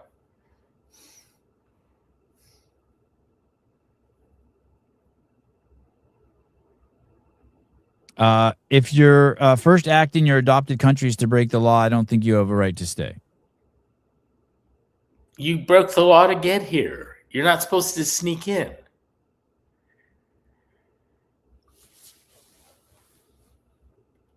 Pat, would you throw the people out that snuck into the theater?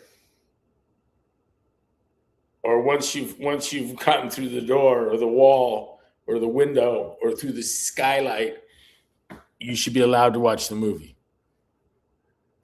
And it's a silly little example, but all the reasons for applying that to this country actually become important on that application. So it's kind of instructive. Once you go, you can't. You fucking drive your car through the wall in the theater. Everyone doesn't get to pile out of the car and watch the movie. Sorry. Right. Well, it's more important that we don't let people stay here that came in under the fence. I heard this. And listen, Pat, and especially for the reason that you're trying to change the electorate. Now, the Epoch Times called this out on a wonderful little send home map of the border problem, explaining that it was all about trying to make Arizona and Texas and Florida blue. That's the border problem. And this was identified 20 years ago, 15 years ago. Nothing's changed. Pat, if you come to the United States legally and then your time expires and you stay, it's a civil offense. If you sneak into the country illegally, it is a federal criminal offense. See the distinction there? So if you're I can't remember if she was a CrossFit Games champion, She came into the country and she stayed too long. That's a civil offense. Important distinction. Hey, Greg, you're gonna love this question. Someone just texted me this. Ready? Yeah. You are gonna love this. I can't wait to hear your answer. Sevan, what are your thoughts on Watsonville? My wife's family is wanting to get back to the area. Can't afford Santa Cruz. Looking at a place in Watsonville close to their little airport. I would so much rather live in Watsonville than Santa Cruz. I can't even tell you. If you told me, hey, we got a place in Santa Cruz within the city limits, my heart would break. I could be talking to Watsonville in a heartbeat. I really like the people out there. Where we go from my house. I'm equidistant between Watsonville proper and Santa Cruz proper. I'll do everything I can to not go into Santa Cruz, and I'll go several times a day into Watsonville. I'd go there to see a movie, go there to eat at restaurants, go there for church, everything. We hang out with the brown people, not the homeless fucking retarded liberals. That is true. And Dave lives in Watsonville. Watsonville's nice. So here's the gray area, Pat. Yes, that is correct. A huge amount of the people that are being detained and deported are people that came here and stayed. Here's the gray area. I'll tell you, Pat. Here's the weird part. So here's the confusion. And that's always been going on, Pat. That's what happened to my guy I had to rescue. All of these people who came across the border who were caught, catch, and release, are you saying, what is the law saying about them now? Are they here legally waiting for their 2035 court date, or are they not? Pat, National Review ran an article long before anyone thought there would ever be a President Trump, talking about the dilemma that we have 20 million American citizens whose parents are undocumented workers and subject to deportation. And I asked the immigration attorney, does it happen? He says in large numbers every day. And what happens to their kids? They often end up in foster care. Now, that was a concern and a gripe of mine long before anyone thought of a President Trump, long before. And I was involved, somewhat an activist on this issue. I thought that someone should pass federal law that a juvenile court judge can stop the deportation of non-criminal parents of U.S. citizens. The judge ought to just be able to slap the gavel on the thing and it's done. If there's no crime associated with mom and dad and the kids are citizens, they should stay. Now, the guy I protected, he had 6 U.S. citizen children, and in a routine traffic stop, he was facing deportation.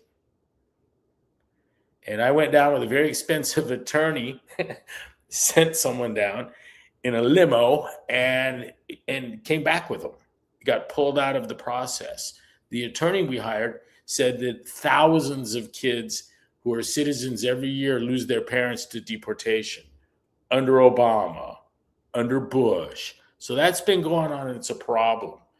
To pretend like Trump's doing something, it really misses the point. It's just part of your Trump derangement syndrome. You've become sensitive, oddly, about a subject, not even really well-versed of the real heart of it is that there are 20 million American citizens whose parents, minors, kids, whose parents shouldn't be here. What do we do about it? And we need to do something about it, because I don't want to put those kids in foster care, and no U.S. citizen should have to go back to that shithole. Yeah, I said it. So this is, this is a thing. These are problems you pretend to care about when it looks like it makes Trump look bad. I'm not interested in the game. Does that seem reasonable to you, Sebi, that if your parents, very, if your parents aren't in trouble and you're a citizen, the juvenile court judge should be able to stop the deportation? Yes. I'm just common sense shit. Common sense. Yeah. And a matter of fact, if you're working, your shit gets expedited. The guy I kept from deportation had had never had fewer than 2 jobs. He'd been here 16 something, 20 something years. He came here 14 years old, holding his mom's hand, sneaking under the fence. Owns 2 homes, has been paying taxes for 20 something years, has 6 US citizen children. On a routine traffic stop, he's facing deportation under a different president.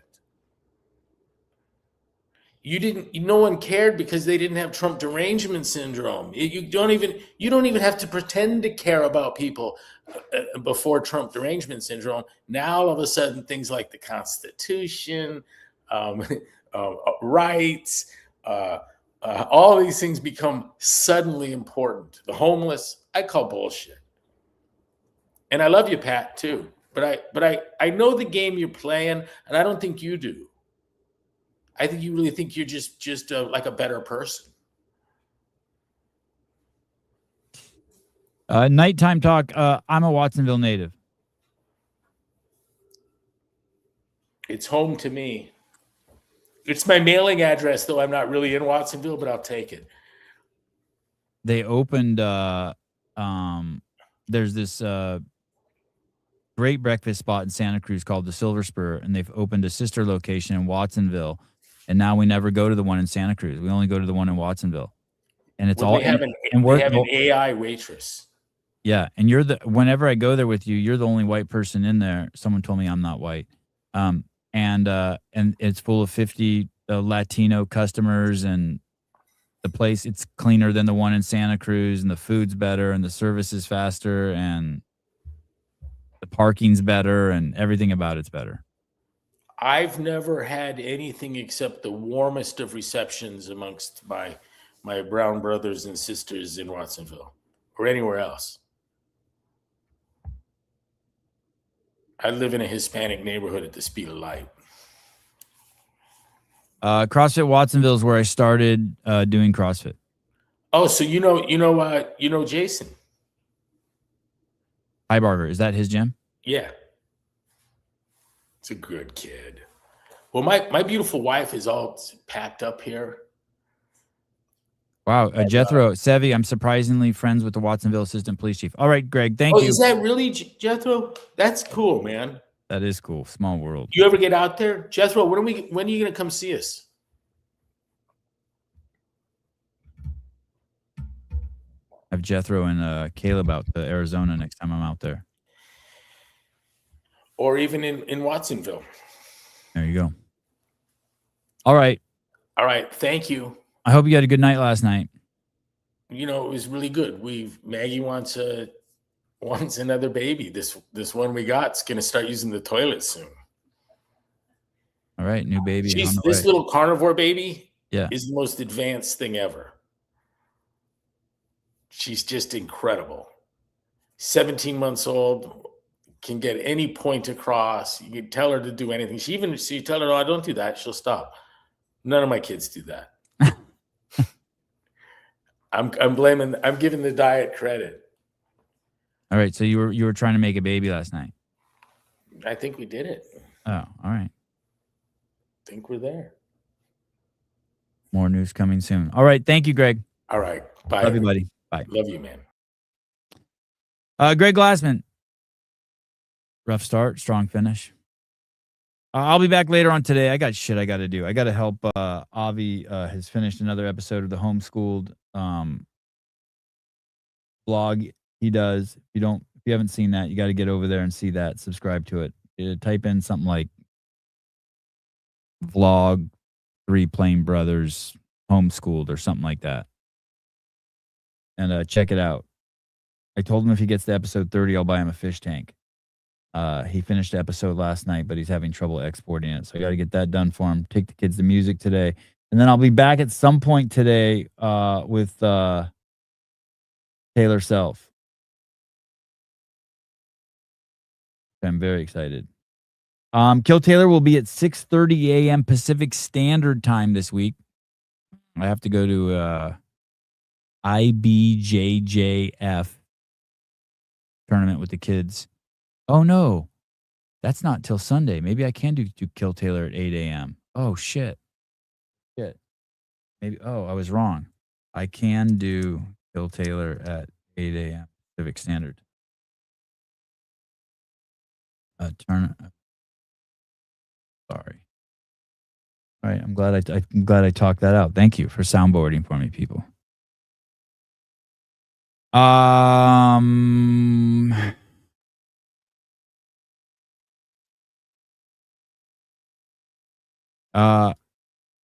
Can't get pregnant the way I did it last night. Oh boy.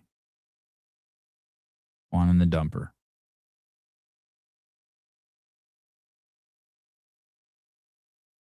Do a review of Pat on Glinton's last night. That'd be a banger of a show. Maybe I'll listen to that while I'm What's up, Sevon? at music class. Hey, good morning, Tom.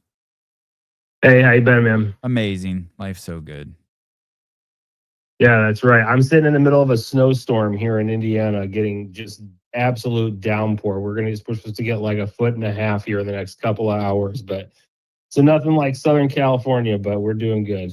Wow. I'm in Santa Cruz and I'm looking outside and it's sunny and 58 degrees. But you got the liberals next door. All I have is that's gun-toting conservatives surrounding my property. That's so true. There's trade-offs, man. That's true. Hey, I was calling because there's this podcaster I just started listening to after the Charlie Kirk assassination. He's kind of like a Candace Owens devotee kind of thing. And you're probably not hip to him because I don't imagine you spend a lot of time surfing YouTube. His name is Baron Coleman. And I noticed when I started watching him, he's got the CFL1 thing in the background of his setup.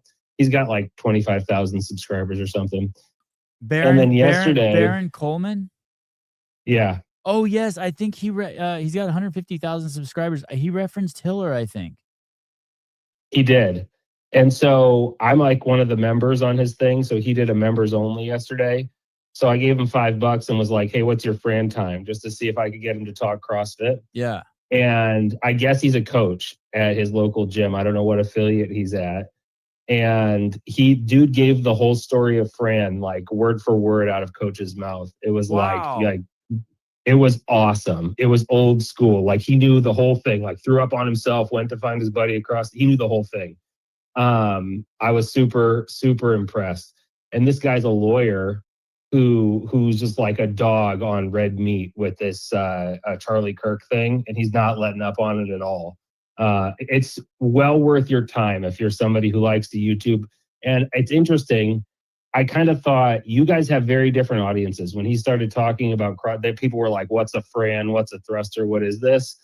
But there's some overlap there. You know what I mean? I feel like if your guys got in the comments over there, you could find some audience and vice versa. That was my thought. Okay, thank you. Yeah, that's kind of why we split the channels. We're just not serving the right audiences. And so I think that there's a chance for growth for both channels if we just separate them a little bit. Yeah, I mean, I figured it was something along those lines when I saw it. I thought it was a knockoff channel when I first saw the Cartoon Network thing. I was like, I thought someone was ripping your stuff off, but no, it makes sense. I'm one of those guys. Listen, I love when you sit around and talk UFC and politics, and like that's my jam, you know. I mean, the thruster burpee guys are cool too, but you know, it's like I like the other stuff a lot. Yeah. It's hard separating them too, to tell you the truth, even when I'm on there, especially with Taylor, because we're both so like trying to keep such on top of current affairs. It's hard to keep them separated. It makes sense. I mean, obviously that's going to happen, but I think it seems like you've done a pretty good job so far. I mean, I'm digging it. In the worst case scenario, you just have 2 channels with the same number of subscribers, which I don't think that will happen. But I mean, you know, that's better than 1 channel, right? Yeah. I think eventually the Sevon podcast will surpass the CF network. I don't think it's going to take long. Well, let me rephrase that. I guess it already has more. I think CF network will get up to whatever this one's at. But I think finally, once the algorithm figures out what we're doing here, we will push. We'll see some enormous growth. I'm curious, do you have like a YouTube guy? Are you big enough to be like assigned to a handler or whatever? Yeah, we have a handler, but it's completely, at least the handler that I have, the low level. Yeah, they reached out about a year ago, and so I have a handler now, and it's It's pretty bad. Like it's literally like talking to an AI. It's for sure. Yeah. It's it's like a 25-year-old girl who has fucking who every question you ask, she's basically reading from a script and everything. When you talk to someone and they uh there's a word for it. Not justify everything that they say, but there's I don't mean to offend you, but a caveat, not a caveat. What the hell is the word? Couching, maybe. It's tedious. It's tedious. It's so tedious engaging with them. The little bit of engage with AI, it's like that also. Qualification. Thank you, Brad Oseroff. Yeah, there's a qualification. It's like, when someone says, hey, I don't want to take up a lot of your time, and then they talk, it's like, you fucking idiot. You just took up, like, if you wouldn't have said that, you just took up 1 second of my time by saying that. Like, you don't give a fuck about me. You would have just spit that shit out. It's like that. There's a qualification for everything. It's like every Instagram post that Chandler Smith has ever made. Yeah, or every there's like 6 paragraphs. You have to go down to the bottom to figure out what he's talking about. Right. Or look at even Wooley's new little thing he's doing. It's under the it's always like, I really like this guy, but it's just so I'm sorry, and then it's all these put downs. It's like, dude, it's right on brand for you. It's like, God, you're such a fucking cuck. It's like they never can just stand on something they're saying. Like, hey, just communicate back and forth. It's fake compassion, fake decorum, fake. It's gross. It's gross. So did they tell you that it was the burpees and No. thrusters talk that was stopping it, or where did that come from? She's completely clueless. The handlers they always say stuff like they're trying to always show you, at least to me, which in this part I actually like. They're mostly just trying to show you new features. So they're always everything's focused on monetization around new features that they're pushing out. And you can tell that most of the people that they are dealing with aren't worried about their content. They're worried about gaming the system. Like when you hear people talk about SEO, search engine optimization, it's like, hey, dude, just make better content. Yeah. And I think that's the thing is if it's content that they can advertise on, they want to push it. If it's content that they cannot advertise on, they don't want to push it. You know what I mean? It's all about what's going to make them money. Yes. And so part of me wants to play, like, I want to play the game at the level that I'm comfortable playing the game. And if that's splitting the channels, then that's splitting the channels. Well, I'm stoked for you, so I'm sure it'll you. take off. I bet the Instagram, I mean, I know, man, that was probably the biggest setback, right, of the channel so far was when you lost your Instagram account. Has you made any progress on Instagram? You know what? The only way I think it affected the channel when I lost my Instagram was the fact that it seemed like it was going to be harder to get guests on, because before I had the real blue check mark that I didn't have to pay for, and I had the 100,000 followers, so people see that and they think like I have some sort of influence so that they would respond. But I mean, like, I just had Curtis Campbell on the show, and it's like, and I don't know, if I can get people like that on the show, I'm more than happy. You've had some bangers. You had a congressman. That guy was awesome. I've had Eli Crane a handful of times. I mean, shit, dude. Even the fittest flat earther, he's got fucking he's got a couple 100,000 Instagram followers. So I feel like I get the people. Most of the people I send out to respond. So it's good. Have you talked to Tyson since Saturday? How amazing was that? I'm out here in Chicagoland, like Northwest Indiana, so we're big Bears fans. How crazy was that? I did talk to Tyson. Called me a couple days ago, and it was a trippy call. I was kind of shocked. He called and he goes, "Holy shit!" And I go, "What?" And he said, "I just listened to that episode with Taylor where he talks about losing his baby." And he goes, "And I was driving in my car and I cried for 30 minutes straight." Damn. And I was like, "Wow!" And he's like, "Can I get Taylor's phone number? I want to give him a call." I said, "Sure, no problem." That was cool, but we didn't talk. I haven't talked. I'll invite him on this week. Maybe I'll invite him on this week or next week. Yeah, it's pretty exciting. pretty damn exciting, right? I hope he's going to be pretty busy here for a hot minute. But yeah, it was. You know what's cool is the NFL social media is reposting the video of the post game locker room. You know, the coach goes in and starts yelling "good, better, best," and they do their whole thing. On the coach's right hand side is Tyson. He's like right up there, like he's just in that. And I was wearing like, that white awesome. turtleneck, right? Yeah, Yeah, yeah. I saw him in the shot. That was cool. I love it, man. I'm stoked. I'm stoked for him, and hopefully they can keep it rolling. But yeah, get him on.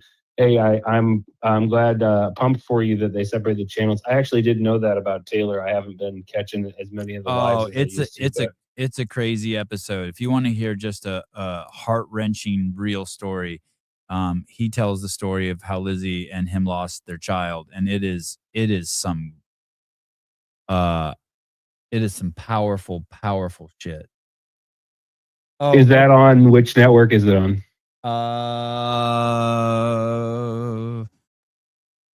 It's on this one. Okay. I'll take a look at it. Is it like a Kill Taylor or is it just a regular episode? It's just a regular show. You will not be disappointed. Let me see. Taylor Stevan Matosi. I wonder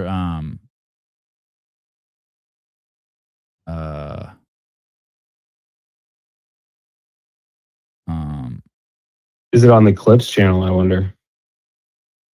It's a full show. He goes into the it's basically his entire it doesn't pop up in YouTube. It's basically their entire birth story. It is something wild. You know, that reminds me, I'm gonna go look that up because I gotta hear that. But that reminded me of something. I'll give you one more thing and I'll let you go. Please. My whole family's physicians, and my wife and her family, they're physicians assistants, nurse practitioners, all that, and fully bought into standard medicine. But I've been easing my wife into it, and actually, she was not receptive for like the whole 10 years we've been together. Right, like whatever, Tom, you're crazy. Take statins. You know what I mean? Everything. Yeah. She was just, but it's okay. Like I know it takes time, and so honestly, it's been through this whole Charlie Kirk thing. Our eyes have been opened to the fact that a lot of the people who are in positions of power are just like manipulating and lying for their own influence. And once her mind was open to that, then she started to hear what RFK was saying, and now she's like, honestly, like we had the conversation yesterday because we're talking more kids. My two children that I have are not my wife's biological children, but and so we had the conversation of like, hey, I'm not ready to go down this rabbit hole yet, but before we actually do this, you need to share with me like the actual data on these vaccines because like it makes sense now. And so I was really encouraged by that, man, because she's like far down the other direction with that. Yeah. But I see people all over the internet. What difference does this make? RFK, who cares about the nutrition pyramid? I just think it's the most ignorant take ever. I think it's going to be so influential. I agree with you. I felt like it was so powerful and vindicating, but also I think it opened the eyes of a lot of mainstream physicians to say like, there's more to this. Like this stuff is actually, they've been lying to us for a very long time. Yeah, since what's his name won the Nobel Prize, the gay Jewish scientist in the 40s, when he said mitochondria is the cause of cancer. I'm trying to remember his name. Fuck, I can't remember his name now. I had the author of his biography on Applebaum. Greg talks about the guy all the time. Shit, how come I can't remember his name? Who's going to remember his name for me? Yeah, it's absolutely wild. Hey, the whole thing, that's the whole thing Greg's been talking about for 20 years. They're barking up the wrong tree for what causes cancer, and it was discovered in the 40s. It's the guy who's the godfather. Hold on, I have to find this. Godfather of photosynthesis. Photos.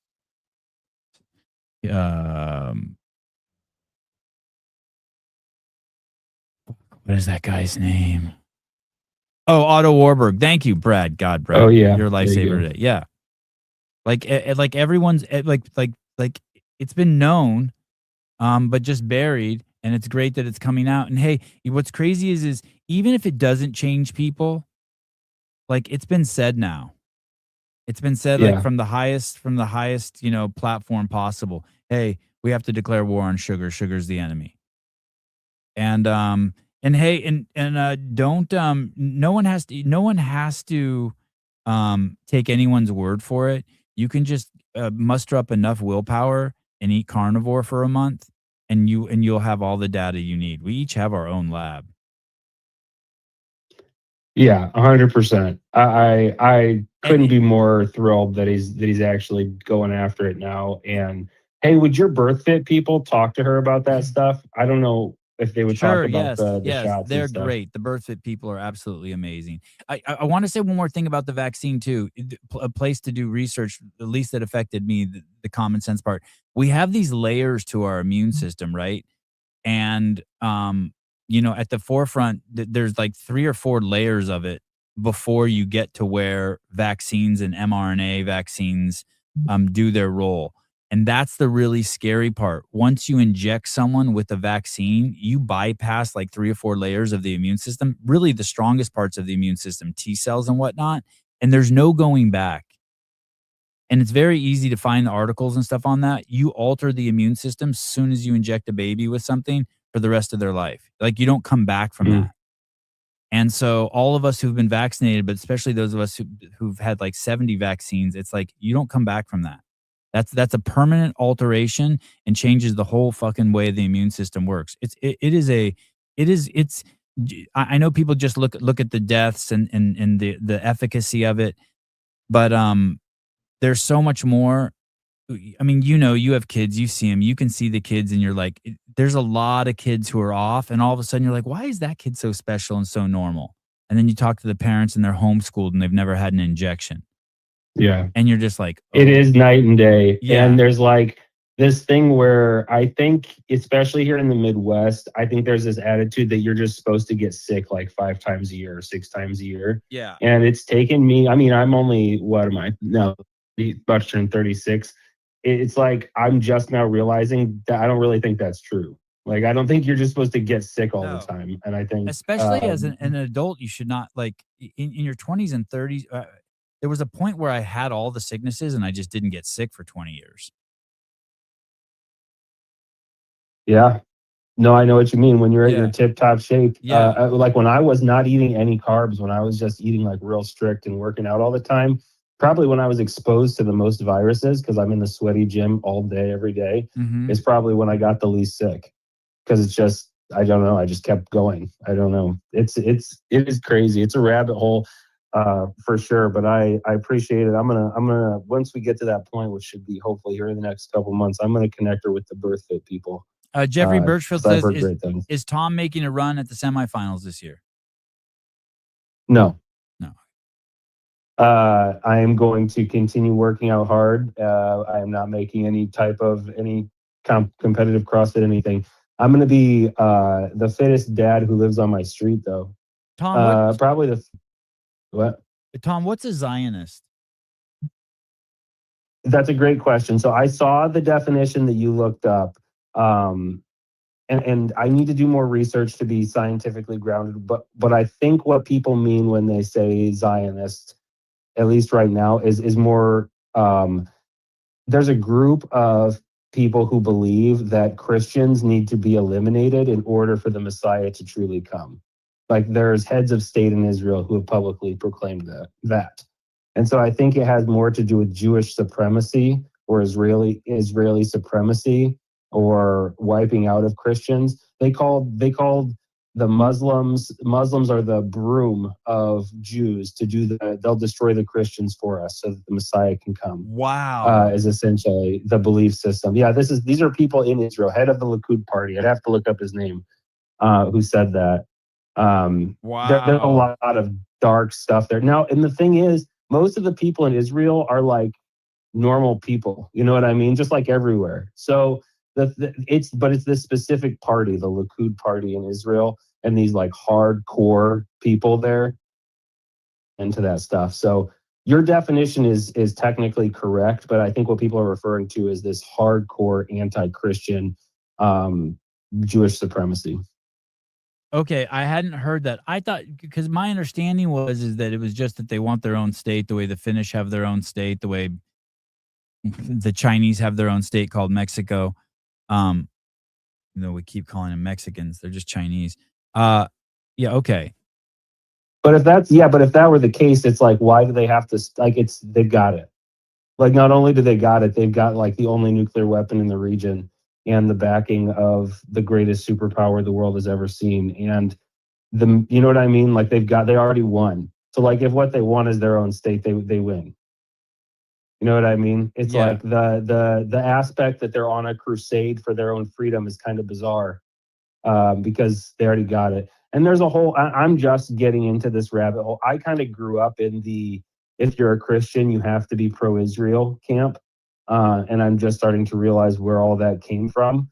There's like a concentrated effort for Israeli influence in Christian churches right now, like an organized effort towards it. So I'm just starting to research some of that stuff. So I'm maybe not the most proficient on the topic, but I do know that it just seems like there's a lot of Israeli influence in places where it doesn't belong. And that's a red flag to me. And then, I'm just a simple guy. Anytime I'm told that I'm supposed to shut up and I'm hated or hateful and I'm not supposed to investigate a topic or allowed to talk about it, that makes me want to talk about it even more, It's like, if you call me anti-Semite, I'm going to be like, why are you saying that? Like, why is that it's like calling somebody a racist. It's like, it's not a real argument. So that's kind of had me dig into this even more. Awesome. All right, thank you. I'm just a critical thinker like you, man. All right, take it easy. Thank you, brother. I'm so proud of my daughter and son-in-law. They didn't make it political. They did their research, and the only jab they gave their first baby in October was vitamin K. Savon, I mentioned you in my story yesterday. I dedicated the song to you. Okay, I'll look it up if it's still there. Clock Cutter, the Likud, the party of Netanyahu that wants the ethnic cleansing of Gaza and the West Bank to establish their ancient homeland. Ethnic cleansing.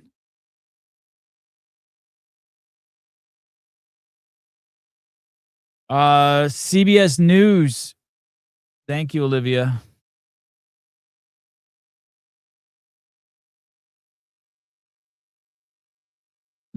It's crazy. It's crazy that he has to be hit and show internal bleeding to justify protecting himself. But here we are. The Immigration and Customs Enforcement agent who fatally shot Renee Good last week in Minneapolis, Jonathan Ross, suffered internal bleeding to the torso following the incident, according to 2 U.S. officials briefed on his medical condition. It was unclear how extensive the bleeding was. The Department of Homeland Security confirmed Ross's injury, but has not yet responded to CBS's news request for more information. Homeland Security Secretary previously acknowledged that Ross was taken to the hospital after the shooting and was released the same day. She said he was in recovery from his injuries, describing him as an experienced law enforcement officer.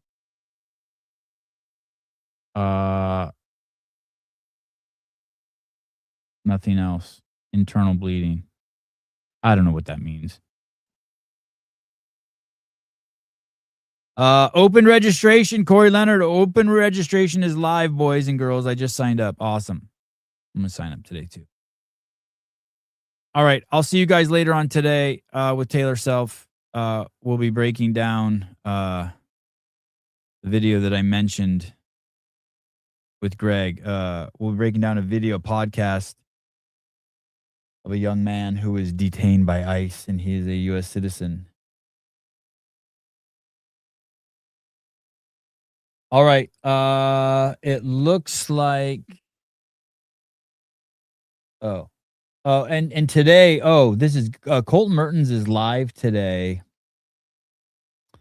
on the CrossFit Games podcast. That is when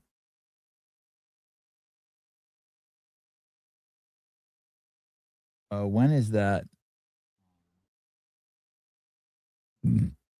I think he's on today. Episode 13 already. Wow. Good job, Chase. 10 a.m. today. So in 1 minute, Clydesdale will be live with Corey Leonard. Head on over there. And then they're pretty prompt. Schweitzer runs a tight ship. And they'll be off at 10 a.m. And then you can go over and it's Hobart, Colton, and Chase. That's going to be good. All right. I will see you guys soon. Talk to you later. Thanks for joining. Bye-bye.